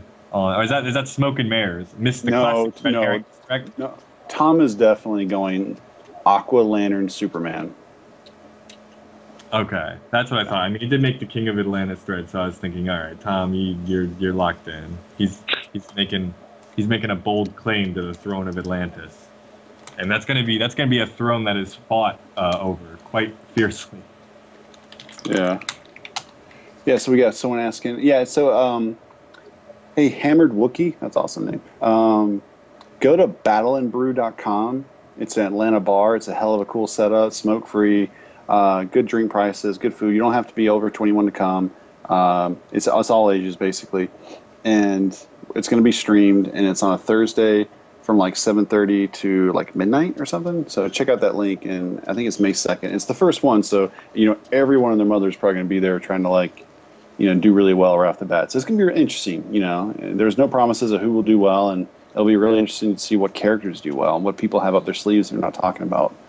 So, Well, I know another quick topic. There are two other topics I want to cover really quick. For one, I'll answer this person's question real quick because I think they might have asked it another time. Earlier on, when you were talking about some of the characters that you believe to be top, the only one that you didn't really give a developed explanation for, and I think somebody was looking for it, is Superman. Do you have any quick notes on Superman and what makes him so potent? Yeah, I think unlike some characters I've talked about in this thread, I mean this discussion, he already has damage. Oh, and his traits always available to him basically, and it gives him more damage. And he has a low negates armor, doesn't it? Uh, I think so. Yeah, Yeah, I don't think I he gives a right. fuck. Yeah, He yeah, yeah, yeah. activates that. Yeah, so he's a great counter for Doomsday. Great counter. I heard about that a while ago, actually. I just never seen it, never experienced it. But yeah, you're right. His eye beams. Yeah, actually, I was about to say that. His eye beams at the right the right velocity or whatever, the right height and shit. Like it beats out Deathstroke. He can kind of play the zoning game pretty well because of his damage on his lasers. He kind of goes toe to toe with zoners and sometimes outzones zoners. He's less negative on his zoning options half the time than like zoning characters like Sinestro. He does have a good get in card with his back 4/3. He's got a low starter that he can hit confirm into from like a 1/1 or like other normal strings. He can go into his low grab, and then after the low grab, you do EX breath, which is like the freeze, and then you do back 3, jump 3, down 3, and that's like quick 38% damage, or 40% damage. And then like with the trait activated, it's like above 45 or 50 sometimes. You don't ever need to use his super. In my opinion, you use his meter all for EX breath and lasers just to kind of get the advantage on zoning as far as damage and knockdowns go.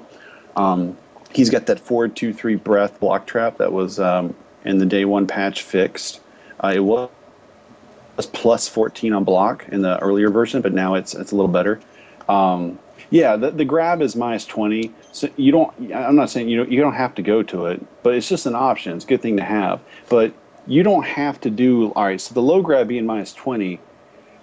Some characters don't have that option where my moves want minus 20. I only have one way to use it. Well, actually, Superman has multiple ways to use his low grab. He can do it off a jump in 3 low grab, which is already 11% knockdown into a low grab to a back 3 or back down back 3 meter burn, and then back 3, jump in 3, down 3, and so you started your combo off with 11% damaging move into the low grab, into the EX breath, back 3. These are all high damaging moves, and that's like 45%. If you have a trait, it's that or more. So he can get the low grab. You can choose to do low grab off of cross-ups, which then it would be free. It wouldn't be minus 20 because it's basically, you can confirm it off a jump in 3. I'm not sure if you can confirm it off a jump in 2. But you can confirm like a jump in 2 1/1 low grab, but jump in 3, you can't do a string into a low grab. I think you got to do jump in 3 low grab. And then, and he's got overhead options that lead to high damage. Like I said, his ground zoning's pretty decent. His air zoning's really good. He's got an air dash mobility move, and he can do things like jump in the air. So when he's in the air, I now have to worry about a couple of things. I got to think about his air laser, his air dash, Got which a dive punch? yeah. Well, no, the air dash, like just forward. Yeah. Yeah, you can do forward, and then cancel that into the down 3. So there's like a couple of things that I just can't bank on that he's just going to do a jump and land. I got to think about 3 or 4 different options. So like in the air, he's got options, attack and defensive and mobility options. He's got damage. He's got a trait that seems to be always there. He's good. I mean, the character is just really good. He's got an air throw, meter burnable into higher damage.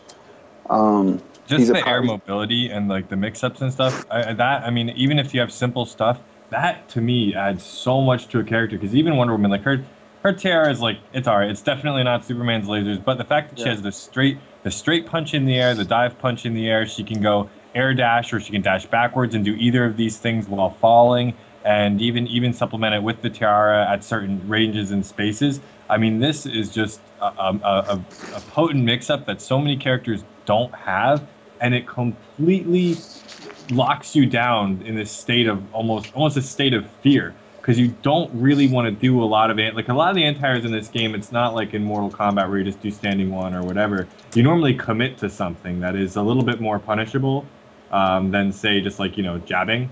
And if you do that with these characters, you're covering maybe like what, 1 out of like 4 or 5 potential options, where all the rest of them result in you taking damage, and only one result, like one door. All the other doors end up incorrect choices. Yep. And that's tough. And yeah, Superman's eye lasers in the air are ridiculous, just nuts.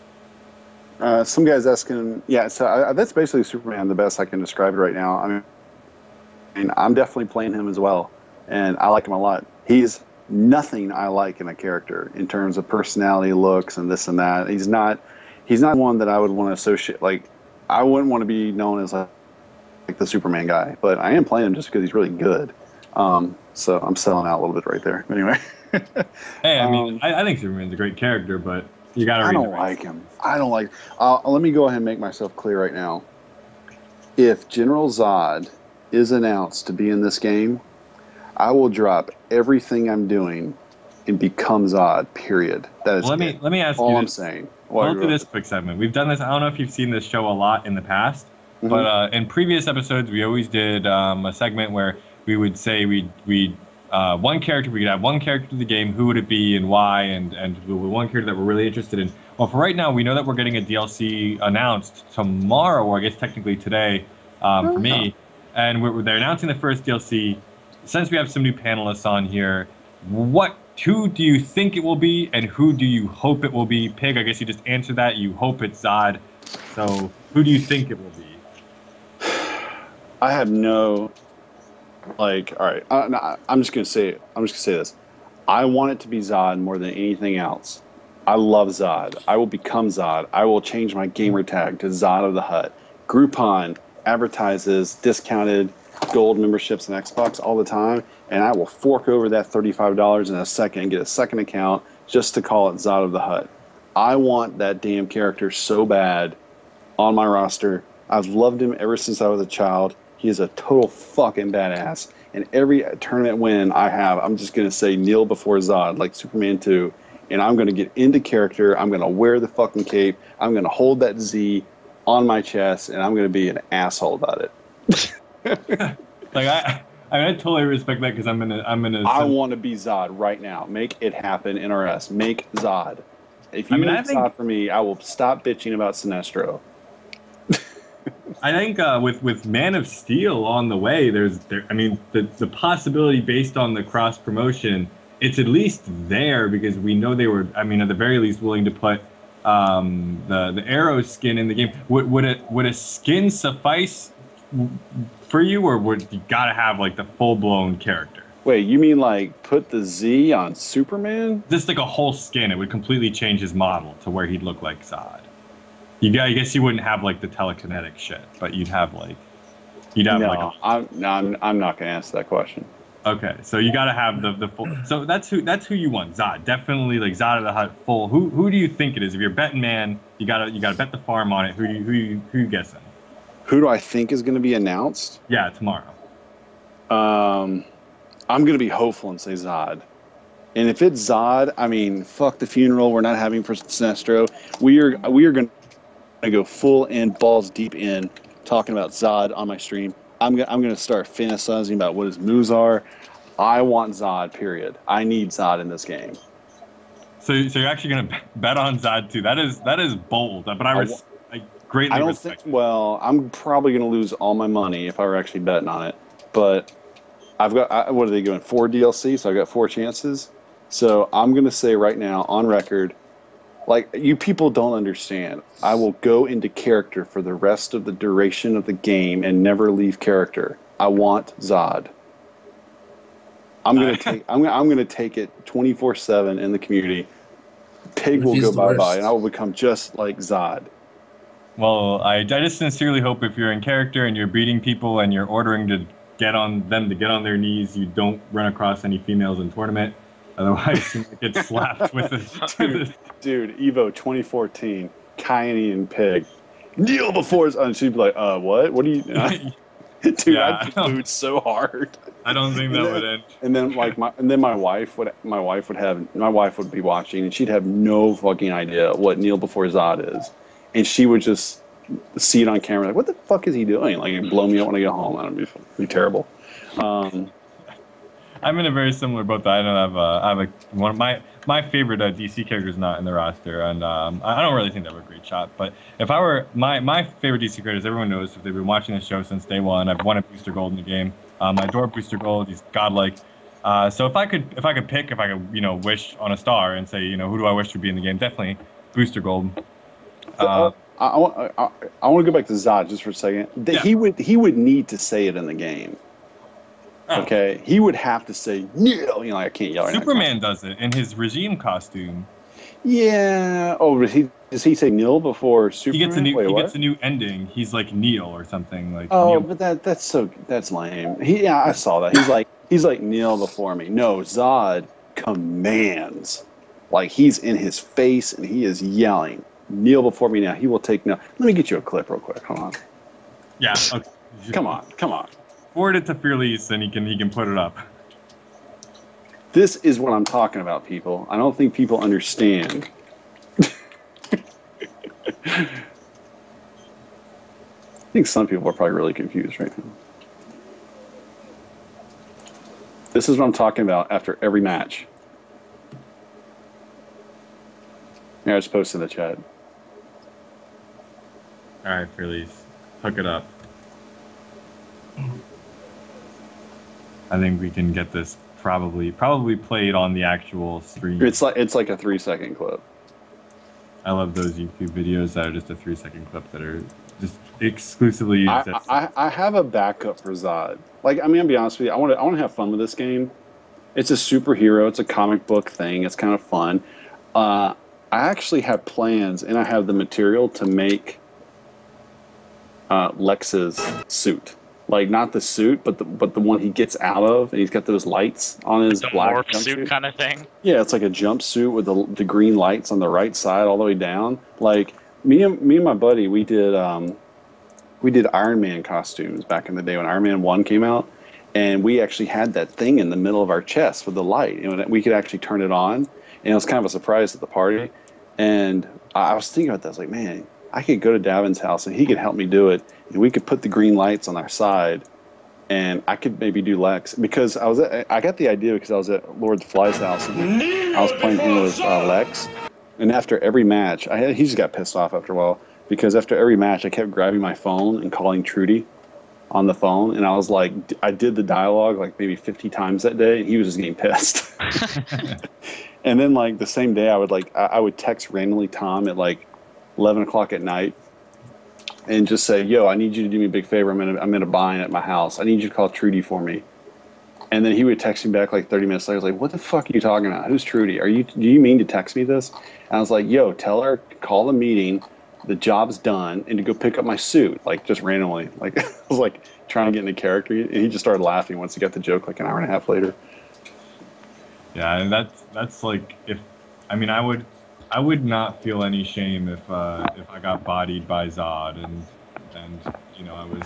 I was commanded to be subservient to I don't know whatever it is you get for winning a tournament. I'm personally I do think though, like if we did see Zod, I don't think it would be tomorrow. I think they would have to do it at Man of Steel. I don't think. I mean, it just makes sense to cash in on that promotion. And what is that? Is that July? Does anybody know like the exact date? Isn't it July? Don't make me wait this long. It's Sinestro. I'm looking. Hold That on. was my guess, or mid late June or something like that. June. June It's actually 14th. June 14th. June 14th. That would be my guess. If we saw him, it would be like around there. But you never know. Maybe they would do it early. I'm not sure. But that's my guess. Because like if they did do the character, it would definitely be like a cross promotion, I think. I really need Zod in this game. All right, I'm gonna stop talking about it. All right. Well, for me, like I said, everyone knows I'm a huge Booster Gold fan. I want him in the game. I don't really think his chances are good. So if I were betting, I would probably bet on. It seems corny and it seems like really like obvious, but Lobo because well, he might. Oh gosh, I'm not. Never mind. But what I will say is, Ed Boon's mentioned this dude like months ago in a GameStop interview. He said, "Oh yeah, well, like one of the people that didn't make the main roster, but we could see as DLC is Lobo." I think we mentioned him like 2 or 3 times since then. Lobo comes up all the time, and somebody spoiled it in chat, so I don't really feel like well, I'm not gonna say it, but somebody spoiled something in chat, which also leads me to believe that we might see Lobo. Not really to call attention to it, but I'm not gonna say it out loud. But that's my guess. Is my guess if I were a betting man, I would bet on Lobo just because he's been mentioned a billion times and. Boone mentioned him months before the game was even released. The first person even linked to the discussion of DLC. And he's a character that people like. He's that like 90s badass, biker character. And he'd be pretty unique. But if I could, wish or materialize any character in the game, who do I want it to be? Booster Gold. Then I'll be on the stream with you, and I'll be fantasizing about what moves he'd have, like a Game and Watch bucket type mass absorption or the booster shots or skeets, like a skeets trade or something. But that's it. I want Booster, but I'm guessing Lobo. What about you, Jer? I really want Scarecrow, but I don't know. His chances are probably slim. Scarecrow's chance. I don't know. I think here's. I don't know if this is a bold prediction. Black Cyborg and Swift Tom Hanks convinced me. I think one of the 4 DLC characters will be a Batman character. I would bet money on it. Yeah, I think it will be. Or Clayface, actually. Who better than Penguin? Than Scarecrow? Than Penguin. Oh, Penguin. For Maxter. I know. I want. Me and Max were talking about this. Like, I would love it if you could like imagine Shang Tsung and K9 and those ground skulls were like little baby penguins. Like the ones in Batman Returns with the rockets strapped to their backs. Oh my god. Actually, Ra's al Ghul. Oh man. Yeah, that would be cool. Or Talia. Okay. I mean, I think no, not Talia. She's whiny. I mean, look at the numbers here, right? Batman characters make up 25% of the roster exactly, I believe. Exactly 25%. So wouldn't it make sense that if they're trying to sell, they believe that Batman will sell because they give him 25% of the roster? Wouldn't he have 25% of the DLC too?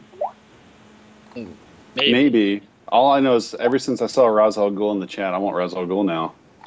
He would be really cool, though. That's pretty tight. I mean, yeah, Ra's is a good character. So I would take Alfred. That'd be hot. I think like Ivy and Scarecrow are definitely the 2 like most popular Batman characters that like at least the most mentioned in terms of villains that are left to be added. I mean, Scarecrow, we've done a whole video dedicated to what he could play like. I think it's possible. So that's who you want, Jer. What about who you would bet money on?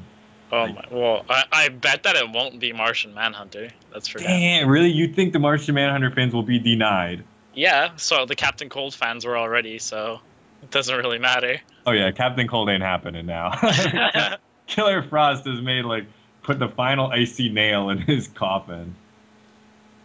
But yeah, I'm not like that big into DC, but the most like people say that they want besides like whoever I just said, I can't even think of it now. Wait, Is go like ahead. Blue Beetle. That's what I see a lot of people saying. It could be. I don't That'd know. be cool. That'd be really cool.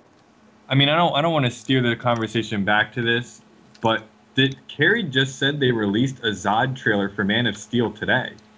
What? A Play. teaser. No, I don't think he said it was Teaser? a Zod. Teaser, or Man was of that? Steel I'm sorry. Zod. Oh, Yeah, Man of Steel Zod teaser released today. Did the teaser shows more of Zod? I don't know, but if they released it today, then I mean, maybe you never Oh know. God, I will. I don't want to get your hopes up, but I didn't even know this. Carrie just came in and dropped this on me like now. So Yeah, so watch it. Watch me get my hopes up, and tomorrow it says it's not Zod, and we're never going to give you Zod. And then Tuesday they nerf Sinestro again, and then as soon as the game says begin, you start rapidly losing health. They all just of start. his constructs just break when they hit you.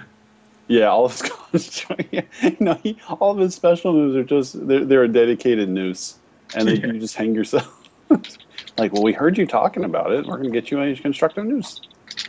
Oh my gosh, that would be. I mean, a lot of people were talking about like how I don't. I mean, if I guess if your lease is finding this, I don't know where it is. I don't really have a link to it. But in the meantime, do you guys see people were making a big deal about Sinestro's wind pose on Cyborg? Oh, I heard about that. That's dumb. Yeah, I saw it and I was like, come on, guys. You know the funny thing about that is like people want to bitch about there's not enough black characters, and then they're like, oh, there's too many black characters. There's not enough Asian characters. Oh, now there's a white guy on top of a black guy. Yeah. You know, it's just like shut up, get a life. That's all I gotta say. I just read them, just like fuck off. No one does that. When I Yeah, okay. first, well, oh yeah. Oh, I was just gonna say, did you see the link for it actually? That somebody posted. It's like a 30-second clip. A 30-second clip about Cyborg and Sinestro. No, Zod. Oh, Does it show him? Sure. SSR. I'm putting it All right, up. I'm looking right. It says you are not long. Okay, I'm looking right now. Well, Yeah. I'm gonna play it on stream real quick anyway. Your world has sheltered one of my. Okay, I guess we're gonna hear it through the speakers. You can sort of see him a little bit. I was gonna play it anyway. Do it. Wow, could this happen? This is some sort of crazy thing. My name is General Zod. For some time, your world has sheltered one of my citizens. I request that you return this individual to my custody. To Kal-El, I say this. Surrender within 24 hours, or watch this world suffer the consequences. Release, you'll have to. What? Can they hear us right now? Now they can.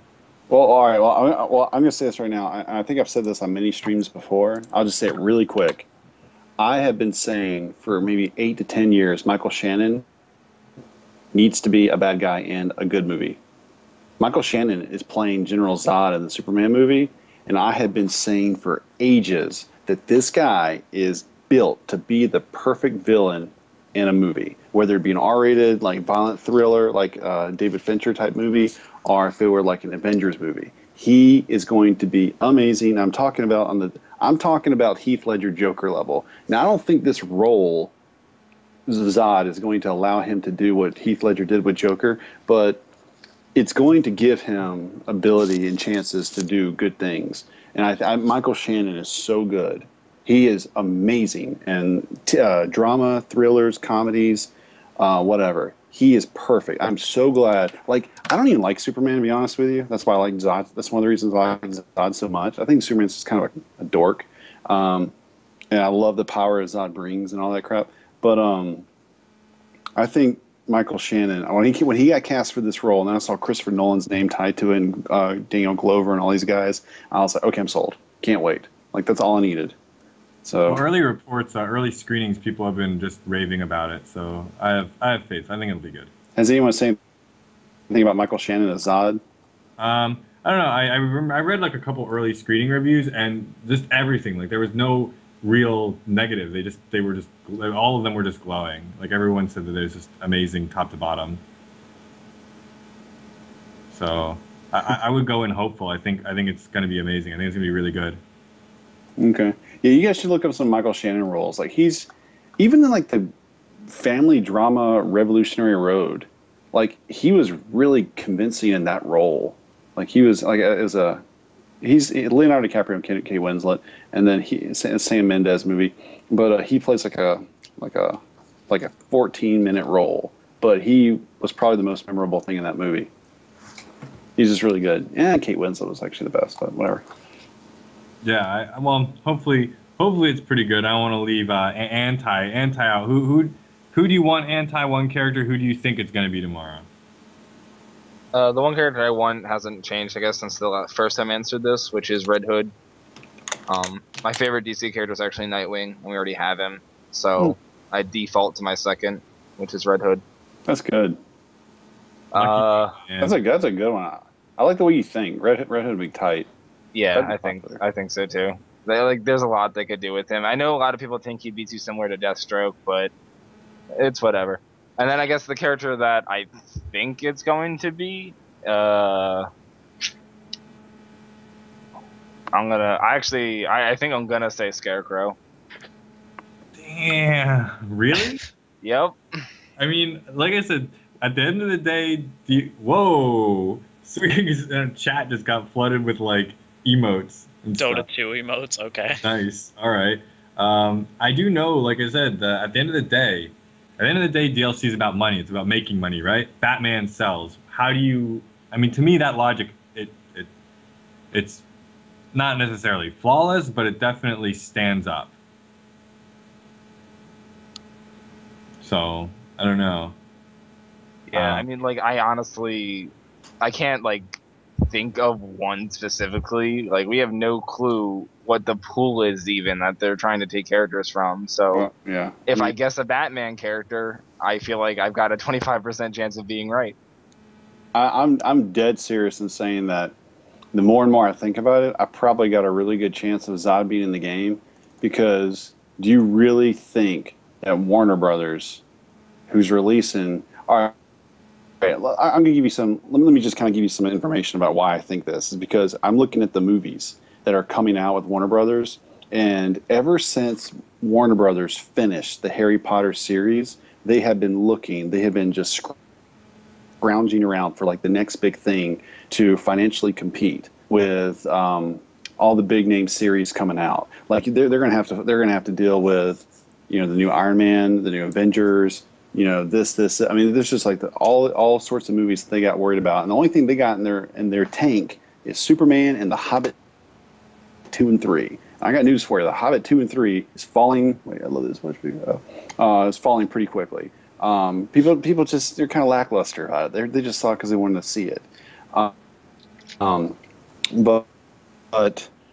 so they have one of the biggest movies that they're releasing this summer, and the biggest. Okay, Superman, and the biggest villain role that they're going to be promoting for this movie. I mean, it's good. They're gonna have a huge marketing campaign. Probably you already see guerrilla marketing for that video you just played. They want to create that just for shits and giggles, and then you have their side company creating one of the biggest, coolest video games based on all these characters. Oh, why don't we put our main villain in that game to help promote our product, and have our product promote their product? Things like that. Well, the Arrow skin speaks to their willingness to do that. It would be an absolute financial, corporate just fuck up if they did not put him in the game. So, I mean, I see people saying, "Oh, that Lex is just one guy." Piggy set himself up solid. He's talking himself into this. Okay, but there's 4 chances. Do I think he'll be tomorrow? No, but it could be the second one. Well, how spaced were Mortal Kombat's DLC? If these DLC are spaced a couple weeks apart, you would find at least one of them landing right around Man of Steel. If they're spaced 2 to 3 weeks apart, depending. I don't remember exactly how Mortal Kombat's were, but I mean, you never know. Conspiracy theories, right? But if they are spaced, then by the time we would get around to about June, depending on when they release the first one, we're only getting them announced tomorrow. We don't even know when they're going to be released. So say they're released what? I mean, sometime in May? Yeah, then definitely if they're spaced out, we'll see one right around Man of Steel. Say there was one released on June 14th. Hey, guys, we're Warner Brothers, and we're going to release a villain from a 10-year-old movie called Batman Begins, Scarecrow. No. It's not going to happen. Warner Brothers isn't stupid. They've been doing this for a while. They know how to cross promote their products. I expect it in June. I'm just going to say it. I expect the second DLC maybe in June. Might be him. It better be him. If it's not him, and they do release Scarecrow instead of him, and they never release him, I will flip a shit. Apparently, someone does not know their marketing. But So now we have a lot right to look tomorrow, forward to. should I like run and hide? Like Every if it is Scarecrow, we gotta go to Pig's stream. If it's Zod, we gotta go to Pig's stream. Like we just gotta make. Well, wait. I'm not expecting him tomorrow, but if we don't get him by the end of June, I'm gonna flip my shit and be like, okay, I'm worried. I'm legitimately worried. Why have we not seen him? The movie's almost about to leave theaters in a month. Like, what's going on? It's Yeah. I mean, if you're thinking more towards June and you had to bet on somebody other than Zod, who would you bet on tomorrow that would be revealed? I know one of the four has got to be a girl because you look at the ratio from girls to guys, they've got to release at least one or two more girls. So I think Poison Ivy. I think she's strong. I think Power Girl. I don't think Batgirl. No one gives a shit about Batgirl. Batwoman is better than Batgirl. Yeah, maybe Batwoman. Zatanna. Zatanna. That's a really good one. Zatanna would be high. People would love that. I would mean her. Starfire. People love that. I mean, Batgirl's a possibility, but it's just kind of like, ugh, If they put in Batgirl, I swear, buildings would get burned to the ground. You know what? Black Canary can be good. I bet I'll put money on Black Canary. I mean, yeah, like I said, I wouldn't be surprised. I sincerely believe that one of the four will be a Batman character. I don't know who. Yeah, that's why I think I think it's gonna be Ivy. Probably. I think Ivy would be fine. Ivy could have a really. I mean, if they didn't want to go like the Swamp Thing route or something, they could go. Yeah, it could be Ivy, which fills like they're trying to boost that female ratio. Yeah, you'll get one or two, I bet. So that's a good guess too. But yeah, I used to think like, oh, there's no way they'd put in another Batman character. I'm like, oh wait, Batman character to 25% of the roster. Of course they would. That's definitely what sells. So, I mean, I think she definitely has the potential, and you can make a good argument for it. I don't really think. I mean, I think there are a lot of characters that it's just hard to make an argument for because they're so far off the radar. I know a lot of like the B-listers that you see in Justice League of like America or International and stuff like that. Those are the people who are I think a little bit more worried. Even some fans of let's see who I know Zatanna fans probably pretty worried. Swamp Thing fans pretty worried. I know Blue Beetle fans. I don't think Swamp Thing's gonna make it.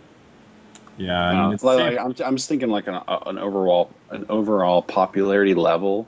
I just don't see it. So nobody guessed Martian Manhunter. Nobody believes that the Martian Manhunter fans will be blessed with this character. They'll still be. I don't think he's gonna be in. Not me neither. People are gonna go nuts because like when you go to like the guess the DLC thread. He is like 80% or more. Well, you know what's funny about Martian Manhunter is I want him to be announced tomorrow. I almost want him to be announced before Zod because I see the passion those Martian Manhunter fans have for their character. And what was that? No, my cat was sitting on my lap and it sneezed and just put his claws into me. Oh, damn. But I don't know. I just see the passion those guys post and like status updates and like just frantic and worried if their character is going to be in it. And I just kind of look at it like, you know what? I kind of want those guys to have what they want first because those guys are hella passionate 24/7 for like a year. So give them their character and then worry about mine maybe later. Yeah, I've sort of been relegated to like the point where I'm like. He's not like at first when I heard about the roster, I was like, "Oh, cool! We'll probably get a mix of like A-listers, B-listers, C-listers." Mostly outside of like Killer Frost, maybe one or two others. Almost every character is is very well known, or at least well known, like in terms of they made several appearances in whether it be movies or animated series in the recent history. And the more I started to see the roster, I felt that certain characters, like certain B-listers, weren't even on their radar. So. Despite campaigning for him since week one, I don't realistically think Booster Gold really has much of any shot. But it's nice to see the Martian Manhunter fans like adamantly believing, having the faith, having that sort of faith. I mean, definitely there's a big gap between MMH and Booster because, MMH is a staple of the Justice League and he's an extremely well-known character. But even I have gotten to the point where I'm like, all right, it probably ain't happening. What if they had Robin? That'd be terrible. If it were Damian Wayne is godlike. But I don't want to, actually, never mind. I'm not going to say anything. I mean, short Damian Wayne. Child Damian Wayne. Low hitbox Damian Wayne. I mean, They should Ed put Boon Damian Wayne confirmed in the we'll game. probably get a Robin skin on Nightwing, so. Well, that's cool. Not really. What if they put Damian Wayans in there? That'd be tight. Yeah. I mean, oh man, people just dropping. I seriously just did not want to go over any spoilers ever related to Damian Wayne, and people are just dropping. Yeah, them. you done did it. There are too many Damian Wayne spoilers. There are 2 or 3 major Damian Wayne spoilers that can be dropped, and I was like, oh no, people are.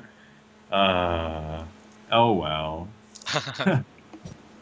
I guess it happens. Whatever. I mean, I definitely shouldn't have called attention to it either, but. That's my bad. Yeah, sorry, guys. As far as Robin's concerned, the most I want is just a traditional Robin skin on Dick Grayson. That would be tight. That's I don't want a Robin character. I don't really care about that. So if we're gonna get a Robin in some form, please just make it a skin. Yeah, I mean, I think a lot of people would be very down with that. Or I mean, I think a Red Robin skin would look awesome. Oh yeah. Yeah. I mean, I always liked the Red Robin costume a lot, so despite not ever really liking Tim Drake. I mean, and they've already shown that they're willing to do different voiceovers for different skins, so they don't even have to have Dick Grayson as Red Robin; they can actually do Tim Drake. That's got a really terrible thought. What if they just went completely out of the way and were trying to promote some Warner Brothers musical artists and just put them in the game? I mean, I'll still be like, it beats Freddy Krueger. What? Oh, I actually said they should put Freddy Krueger in the game. Freddy Krueger himself, Freddy Krueger is just a staple of all Warner Brothers games from now on. Yeah, it's like we thought we could get away from him, and they put him in the DC game, like a DC version of him. Oh god, I think that'd be funny as hell. I mean, as a troll, I could appreciate the humor, but great. Part of me inside would still die.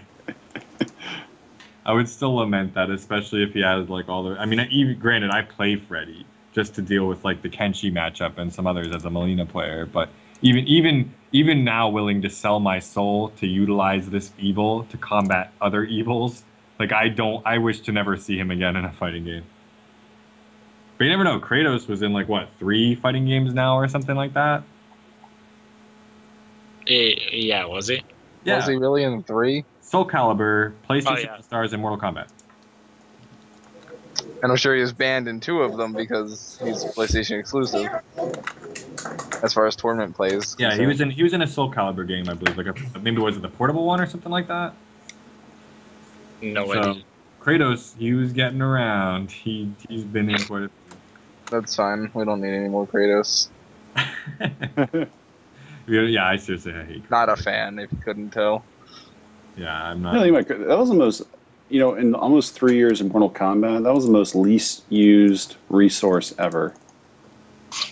Yeah, I mean, I guess to them, I don't think it mattered. At the end of the day, it was to boost sales. So that's true. Is inconsequential, but yeah, I mean, definitely, to me, it's saddening though. Even if they did it just for money and they didn't care whether or not he was played more than a month after the game's life. It's saddening to me to know that there's a character on there that just nobody really has the incentive to explore. Yeah. Who do you think in 2 years will be a character in Injustice that no one really cared about? Wait, what do you mean by that? Well, say in 2 years, 2.5 years, we look back and man, no one really cared about that character. So least explored tech-wise? Least explored, least used, least tournament representation, least talked about, least. Well, let me tell you this right now: when 260 people were polled on Test Your Might, I think about 260 about who they want to play. I think less than 10 said they wanted to play Hawkgirl. Less than 10. Oh, 260. Yeah. Okay. That was a bad move. Like Yeah. whereas like literally 25% of them, 25% of all players wanted to play like Batman or Harley Quinn. Like so, Yeah. like they're bringing in these big numbers of people who are polled. Hot Girl's got less than she couldn't even break into double digits. Yeah, She if I'm in the board meeting, they like, let's put in Hot Girl staple, let's go. And I'm like, I don't know about let me put it this way: that. Hot Girl will have less players than Sinestro's highest BMB damage. Wait, I gotta think about that. She'll have Is that post day 2 nerf? yeah, she'll have less players than that. Okay, gotcha. That's 17. Okay, 17. Gotcha. So that's being pretty. No, I mean, like I said, you never. The hard thing about this is characters become popular when they're good. So it doesn't matter how little people care about you. A lot of times, if you win a couple tournaments, all of a sudden everyone's like, "Oh, I always loved that character. Like they're my favorite." And then you get people flocking. The characters that I think are going to be the ones that really die are those mediocre mid-tier ones that nobody like that are left in this like area of complacency where you're not like low-tier characters people want to find tech for, so people play them for trolling or to try to be the guy who or to try to be the people who reinvent this character, whereas like you'll get like these mid-tier characters that just completely disappear and no one gives a shit about, and those are the characters I guess that I'm thinking will Striker. Yeah, where Dude, it's like, I forgot Stryker was in Mortal Kombat. I honestly forgot he was actually in the game for a little bit. Yeah, so somebody will end up fulfilling that role. Some mediocre mid-tier character will end up surfacing in Injustice. And I'm really not joking at all. Like, I honestly forgot he was on the character select screen. yeah, Strikers. I mean, some people really do like him, but as you know, in general, he's a character that I mean, like I said, what was it? We saw at Winter Brawl Kano in top 16. We saw a couple Kanos. We saw a couple Sindels. We saw tons of people try to play Jade, tons. And a lot of these characters pick up momentum because people try to find tech to make them worthwhile. But yeah, Striker is just like who? Yeah, definitely. I used to enjoy people telling me when they said I think Striker and Kenshi 5-5 matchup. I don't know. I couldn't respond to that. You should respond with Kenshi and who? Yeah, when's he being put in the game? When's that DLC come out? Yeah, I don't know. Somebody. That's a really good response. I wish I would have did that. Yeah. I seriously, oh gosh. At least the cool thing is though, one of my favorite things about Injustice is you can see like how much NRS has taken like the concept of a character and expanded it and run with it when you look at certain characters in this game. So you'd be like, oh man, this is like this character on steroids, or like or I guess it just sort of makes you, if you're like an MK fan, especially if you don't play Injustice, it just make you bitter. Like if you're a Striker main and you don't want to play Injustice and you look at Deathstroke, you're like, man, like look at him. You just want to hate on him because he's got all the things that you wish you had. Like Sub-Zero and Killer Frost. You're like, your slide goes into combos and it's safe. Like, yeah. Hey, I know someone just sent me the link of that Martian Manhunter cutout for the DLC or whatever. You guys know that's not really the DLC, right? Like, that's just silhouettes that they used to do that, and it's kind of a troll. Like I would bet none of those people are silhouettes. Aren't three of them in like cover that before? Do what? I said, aren't they like three of them in like business suits or some shit? Yeah, like, I mean, generic placeholder silhouettes. They have like the CEO of Coke, and CEO of Intel, IBM, and like who, and then they have some like douchebag looking guy, Martian Manhunter, and I don't think any of those silhouettes are going to prove to be the DLC at all. Nah, I doubt it. They did alter the silhouettes for the DLC characters in Mortal Kombat. Like they edited Freddy's silhouette when they showed his. And Marvel, when they released the silhouettes for the Secret Avengers team, they dramatically altered the silhouettes for all the characters during their promotional posters. And before we don't get Martian Manhunter and that obvious Martian Manhunter silhouette is the giant like troll stamp on it all. Yeah, that ends up being like Poison Ivy or some shit. Or like be like a character that completely doesn't fit the body type. It'll be like, I don't know, some giant character, and yeah, people, like I said, that'll be a dangerous move if none of them end up being Martian Manhunter, because a lot of people are just it gets to the point where they're not even hoping for it. It's not even, they're legitimately expecting it. Let's see.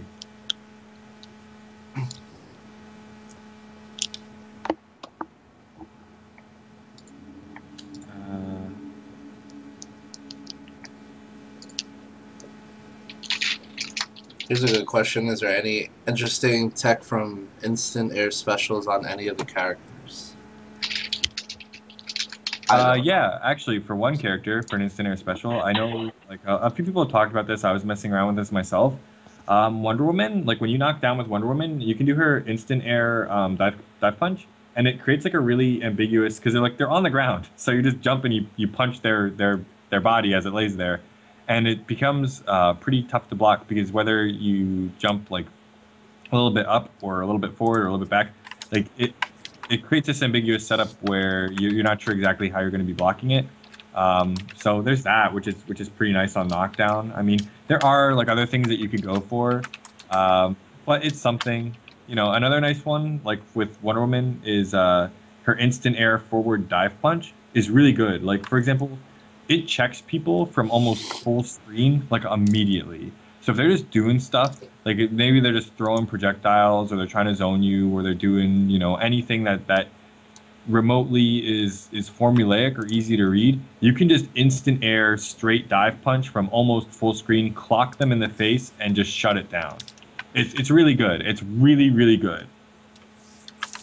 So, I mean, that's just with one of the characters that I've been using. I'm sure like other characters, I mean, I know like Cyborg, he can instant air his shots. Deathstroke can as well. Both of those, very good. I don't know about like many other characters who are instant airing things. Can people hear me okay? Yeah, I hear you. Sorry. I left for a second because I was editing something for work tomorrow. Oh yeah, that's fine. I'd record a voiceover and I want to be like, hello, blah, blah, blah, blah, Yeah. blah, blah. I know somebody said about Hawk Girl she can do like some flight cancels, which are pretty nifty. I don't know about like too much about necessarily instant air stuff, but the flight cancels are interesting in terms of like legitimate instant airs. Yeah, the projectiles are the obvious ones. That's not what I would consider like groundbreaking tech. Even the Wonder Woman stuff isn't like groundbreaking tech, but it's decent tech nonetheless. It's definitely a tool that you use frequently to check people, and the damage isn't bad either. I'm just gonna lay it out on the line. I don't know anything about Hawk Girl. I've never tried her once. I don't know what she does or anything of the sort. Is she good? I haven't touched her. She has a dive kick. That's about it. All right.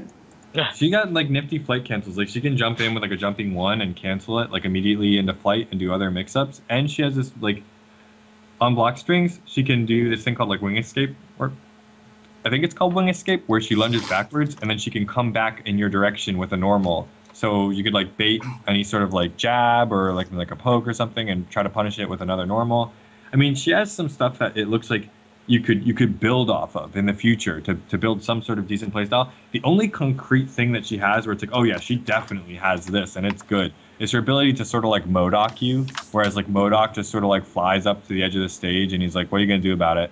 She can do sort of a similar thing against a lot of characters where she can just fly up, like even probably with a life lead, and just throw the mace at you. And there's not a lot some characters can do about it. So she definitely can lame you out to some degree from many characters. Okay. Yeah, I don't know much about her. I know for most of testing she was considered the worst character, but I heard she got some pretty nifty buffs. Yeah, I mean, she wasn't assigned to me. I didn't pick her. I didn't want to mess with her. Nerd Josh was all on her. And I don't know anything about that character. And that's one character I need to take into practice mode just one time. Like, I took Bane. Like, I was messing around with Bane the other day just for, like, shits and giggles. And I actually think he's got some tools. He seems fun. Like I said, Bane is hilarious. Like, what a hilariously designed character. I love it. I adore Bane's design. Where, like I said, I do too. You just, like... It kind of reminds me of Quan Chi. Yeah, I completely agree. Like I said, we mentioned this earlier, in that Bane has to just play well for like 10 seconds of the match. And you bet everything on those 10 seconds, but if you can do it, then you're in there. You know, you got it. I like him. I mean, if someone said, "Yo, Bane got top 3 the other day," I'd be like, "Yeah, I could see it. Like, Yeah. I would buy it." I mean, you just need to have, you know, you make a bunch of reads, right? And every single time you fight anybody, you make a bunch of reads. Well, with Bane, you sort of get to bet on your reads. You get to spend your own like currency, your own unique currency, which is the Venom, on your reads, and you pick one of your reads or like one mix-up, and you bet everything on it. And if you know, it's like I said, it's like gambling. You either win big or you lose big, but. He's definitely a character that I think is going to bring a ton of hype in tournaments, and I can't wait to see what pro players do and what kind of matches, you know, Bane brings us towards the end of like top 8 and stuff like that. Yep. Let's see. Wait, I just saw Paula. She can fly and wave at them until your opponent hangs themselves. Yeah, MODOK, man. MODOK just flies to the top of the screen, and you're just like, please come back. Like, I have to say, Paulo's actually one of my favorite people ever. I love his humor. It's awesome. Yeah, I like how he's not really shy about, you know, shooting people down when they have these crazy ideas about the game. Hey, what was Superman 4's bad guy's name? That bad Superman with the blonde hair, bad actor, foreign. Superman. Do you guys remember that? Am I the only one who saw that terrible movie? Was that like, which one was that? Was that like fucking? I want to say it was Superman 4. Yeah, it was Christopher Reeves. Superman 4. The Quest for Peace, that one. The Quest for Peace. That sounds familiar. Wait, what does it say? Nuclear? Oh, it was Nuclear Man.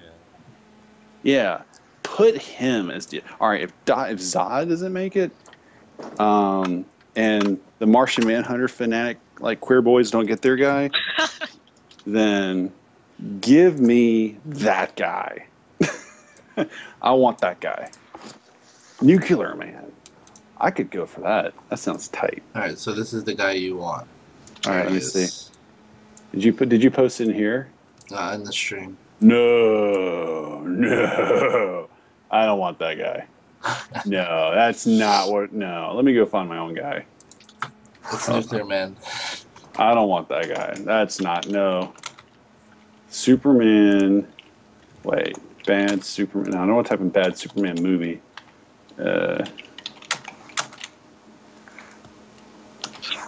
What the hell was his name?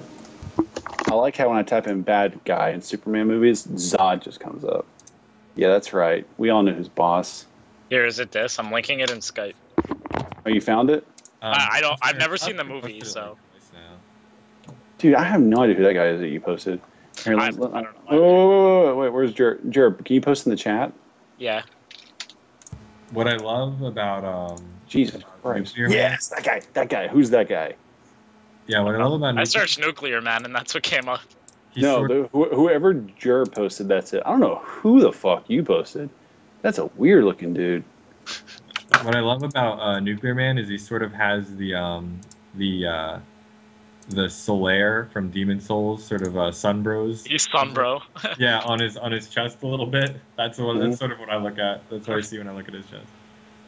What do we have to do to get Nuclear Man? Do we have to have Prince start a community like fundraising project? Sorry, I had to. Anything. Too soon. No, the guy that I posted was the first person to ever play Nuclear Man in a movie. That's who I posted. Oh wow. What you're talking about, they're considering the second Nuclear Man. Oh, the second nuke. Wow. I need that young blonde guy that looks like he belongs in Baywatch. I need that guy. I don't want that dude who got fired from The Cure. I don't want that. Oh my god. Dude, that guy, whoever you posted, that first guy, he was fired from The Cure, like rhythm guitar player. They didn't need him anymore. He was like, he's still off to the side in the back of an alley crying. Oh my gosh, these links. Actually, put David Hasselhoff. That'd be tight. I would main David Hasselhoff. He'd have like a Harley's tantrum stance where he just lays down on the floor and like you don't know what he's gonna do out of it. No. Actually, just give Harley David Hasselhoff's skin like a costume. Yeah. And let me just do the tantrum stance as David Hasselhoff. Yeah, all of his mix-ups. If they put it on PC, you'll see that mod. Yeah, yeah. And if someone could give me like a beach background with like a bunch of beach balls and people playing volleyball, Themyscira, sort of. You're at a boat dock. yeah, The but lower part of Themyscira. turn that into a beach, and I want like USA playing Spain on the right side of the volleyball tournament, and have a couple of chicks like lifeguards, like really set it up, and I just want a tantrum stance the whole time. Just go in and out of tantrum stance. Just try to find as many times as you can tantrum stance on like one combo. They can keep Harley's voice; it'll work fine, but just the skin itself. David Hassel. Yeah, Death and I have a pretty big rivalry. So Death playing Superman, me playing Zod, that would be an awesome match to meet up. I mean, it would be intense. I would get probably too much. I would have fun with it. And I was actually very pissed off. That Tom is not maining Superman. He's like co-maining Superman, but I made so. He was meeting Green Lantern. I was meeting Sinestro back when he was a character worth moving around with. And now he's gone to Aquaman. So I'm like, I don't know. What's an Aquaman rival? Like a shark? I think they put in Killer Frost to be Aquaman's rival in this game because she's free. Even though she's a Firestorm villain, naturally, like Black Manta or his brother Orm, Ocean Master, those are like traditional Aquaman villains. Now, Killer Frost reminds me of a character that I look for another character to blow up that character. Like, that's who Killer Frost is. I look at that dumbass character. I'm like, this character is designed on a hill full of lies. This character is bullshit.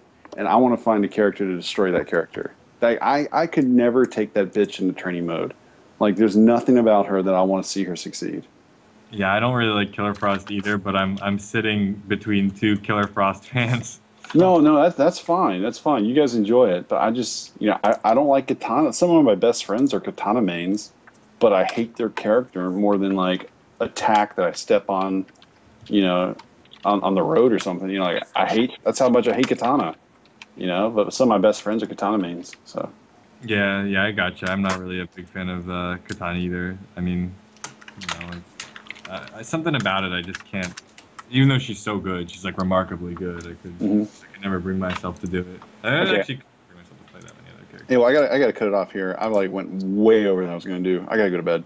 Like I said, we normally wrap up at 2:30, but extra long show. We're on the eve of Injustice, so we can definitely wrap this up. Thank you so much, Pig, for coming on the show and speaking with us. We'll have to do some more collaborations in the future. We'll definitely be doing a lot more like podcasts and live shows. So we'll chat more in the future, I'm sure. To everybody, we are going to definitely wrap it up today, just for now. And remember a couple things. I'm going to have Release link something. Just do like a couple quick shout outs. First and foremost, Pig, you want to talk about your Battle and Brew one last time? Yeah, it's going to be May 2nd. It's going to be in Atlanta, in Georgia. Expect a large crowd, and I'll have my cast and roster figured out by then. All the other Atlanta players that you guys know. It'll be a lot of fun.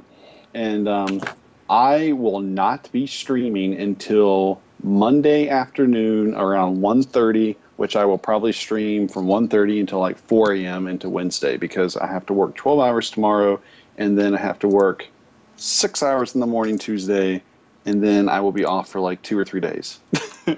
So I will start my stream of the hut, twitch.tv stream of the hut. I will start my stream. I will talk about the game, a lot of training mode, a lot of matchups, a lot of online games, a lot of requests, a lot of people in the stream chat that want to get on, play, whatever, for like 2 days straight. I'll get on around like early afternoon Tuesday. I'll get home around like realistically 2. Yeah, realistically it's 2. Yeah, so 1:30 or 2 o'clock. Yeah, especially if it's Zod, or if Zod, or if they buff Sinestro, or if it's Scarecrow. Make sure to check out Stream of the Hut. Yeah, we want to make sure that we see Pig's reaction. Phil 9.95 spearheaded this for the launch day as well on Tuesday, starting at 1 to midnight. There's going to be just Injustice all day. Combat Network presents it, and they're going to be streaming it at twitch.tv/Combat Network. A lot of great players are going to be there. I personally will be there. I'll make sure to give the Injustice Live fans a shout out while I'm there, and you might get to see all of the glory that is Shazam, and you'll get to see how to fight like a child firsthand. And there's that. So make sure you check it out. And honestly, if you're in the area, go there in person. There's no venue fee, so just head over there, check it out, meet people, play some Injustice. And outside that, a couple more. Oh, Jared is doing another stream. You want to do? Oh, sure. On Wednesday, starting at like 4 p.m., I'm gonna do a 24-hour live stream. So I'll just do pretty much whatever people want. I don't really care about doing story, but if enough people really want me to do it, I'll do it. But I kind of want to do like King of the Hill and try and get like people from TYM and whoever wants to just jump on to pretty much come out and play. Anybody like that's watching this stream as well. So I'll just type out my stream, go to that. You can follow it if you really want to. But yeah, 4 p.m. on Wednesday. And if there's enough people like watching or whatever, and when I decide to go to sleep after that, I could still leave the stream on and leave like the King of the Hill open, so whoever wants to watch and play could still keep going. That's very generous of you. Another shout out to InjusticeSociety.com. A lot of cool content and some great things for community building coming in the near future, as well as some great guides written by some pro players. Antiquarian, do you have any last words? Anything to promote real quick? I'll just re-promote Injustice for All, as I'll be there. So if for any reason somebody wants to come play me in my Nightwing, hit me up. Oh yeah, we'll have to maybe get some stream matches or something. Other than that, Felice, what about you? I'm just gonna be streaming all week. I mean, I don't have work all week. Actually, the first thing I do plan to do is I will be streaming the story mode as soon as I get it from GameStop.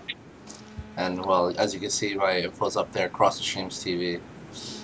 And yeah, I'll just be streaming all week and traveling and going all over the place. So just check me out.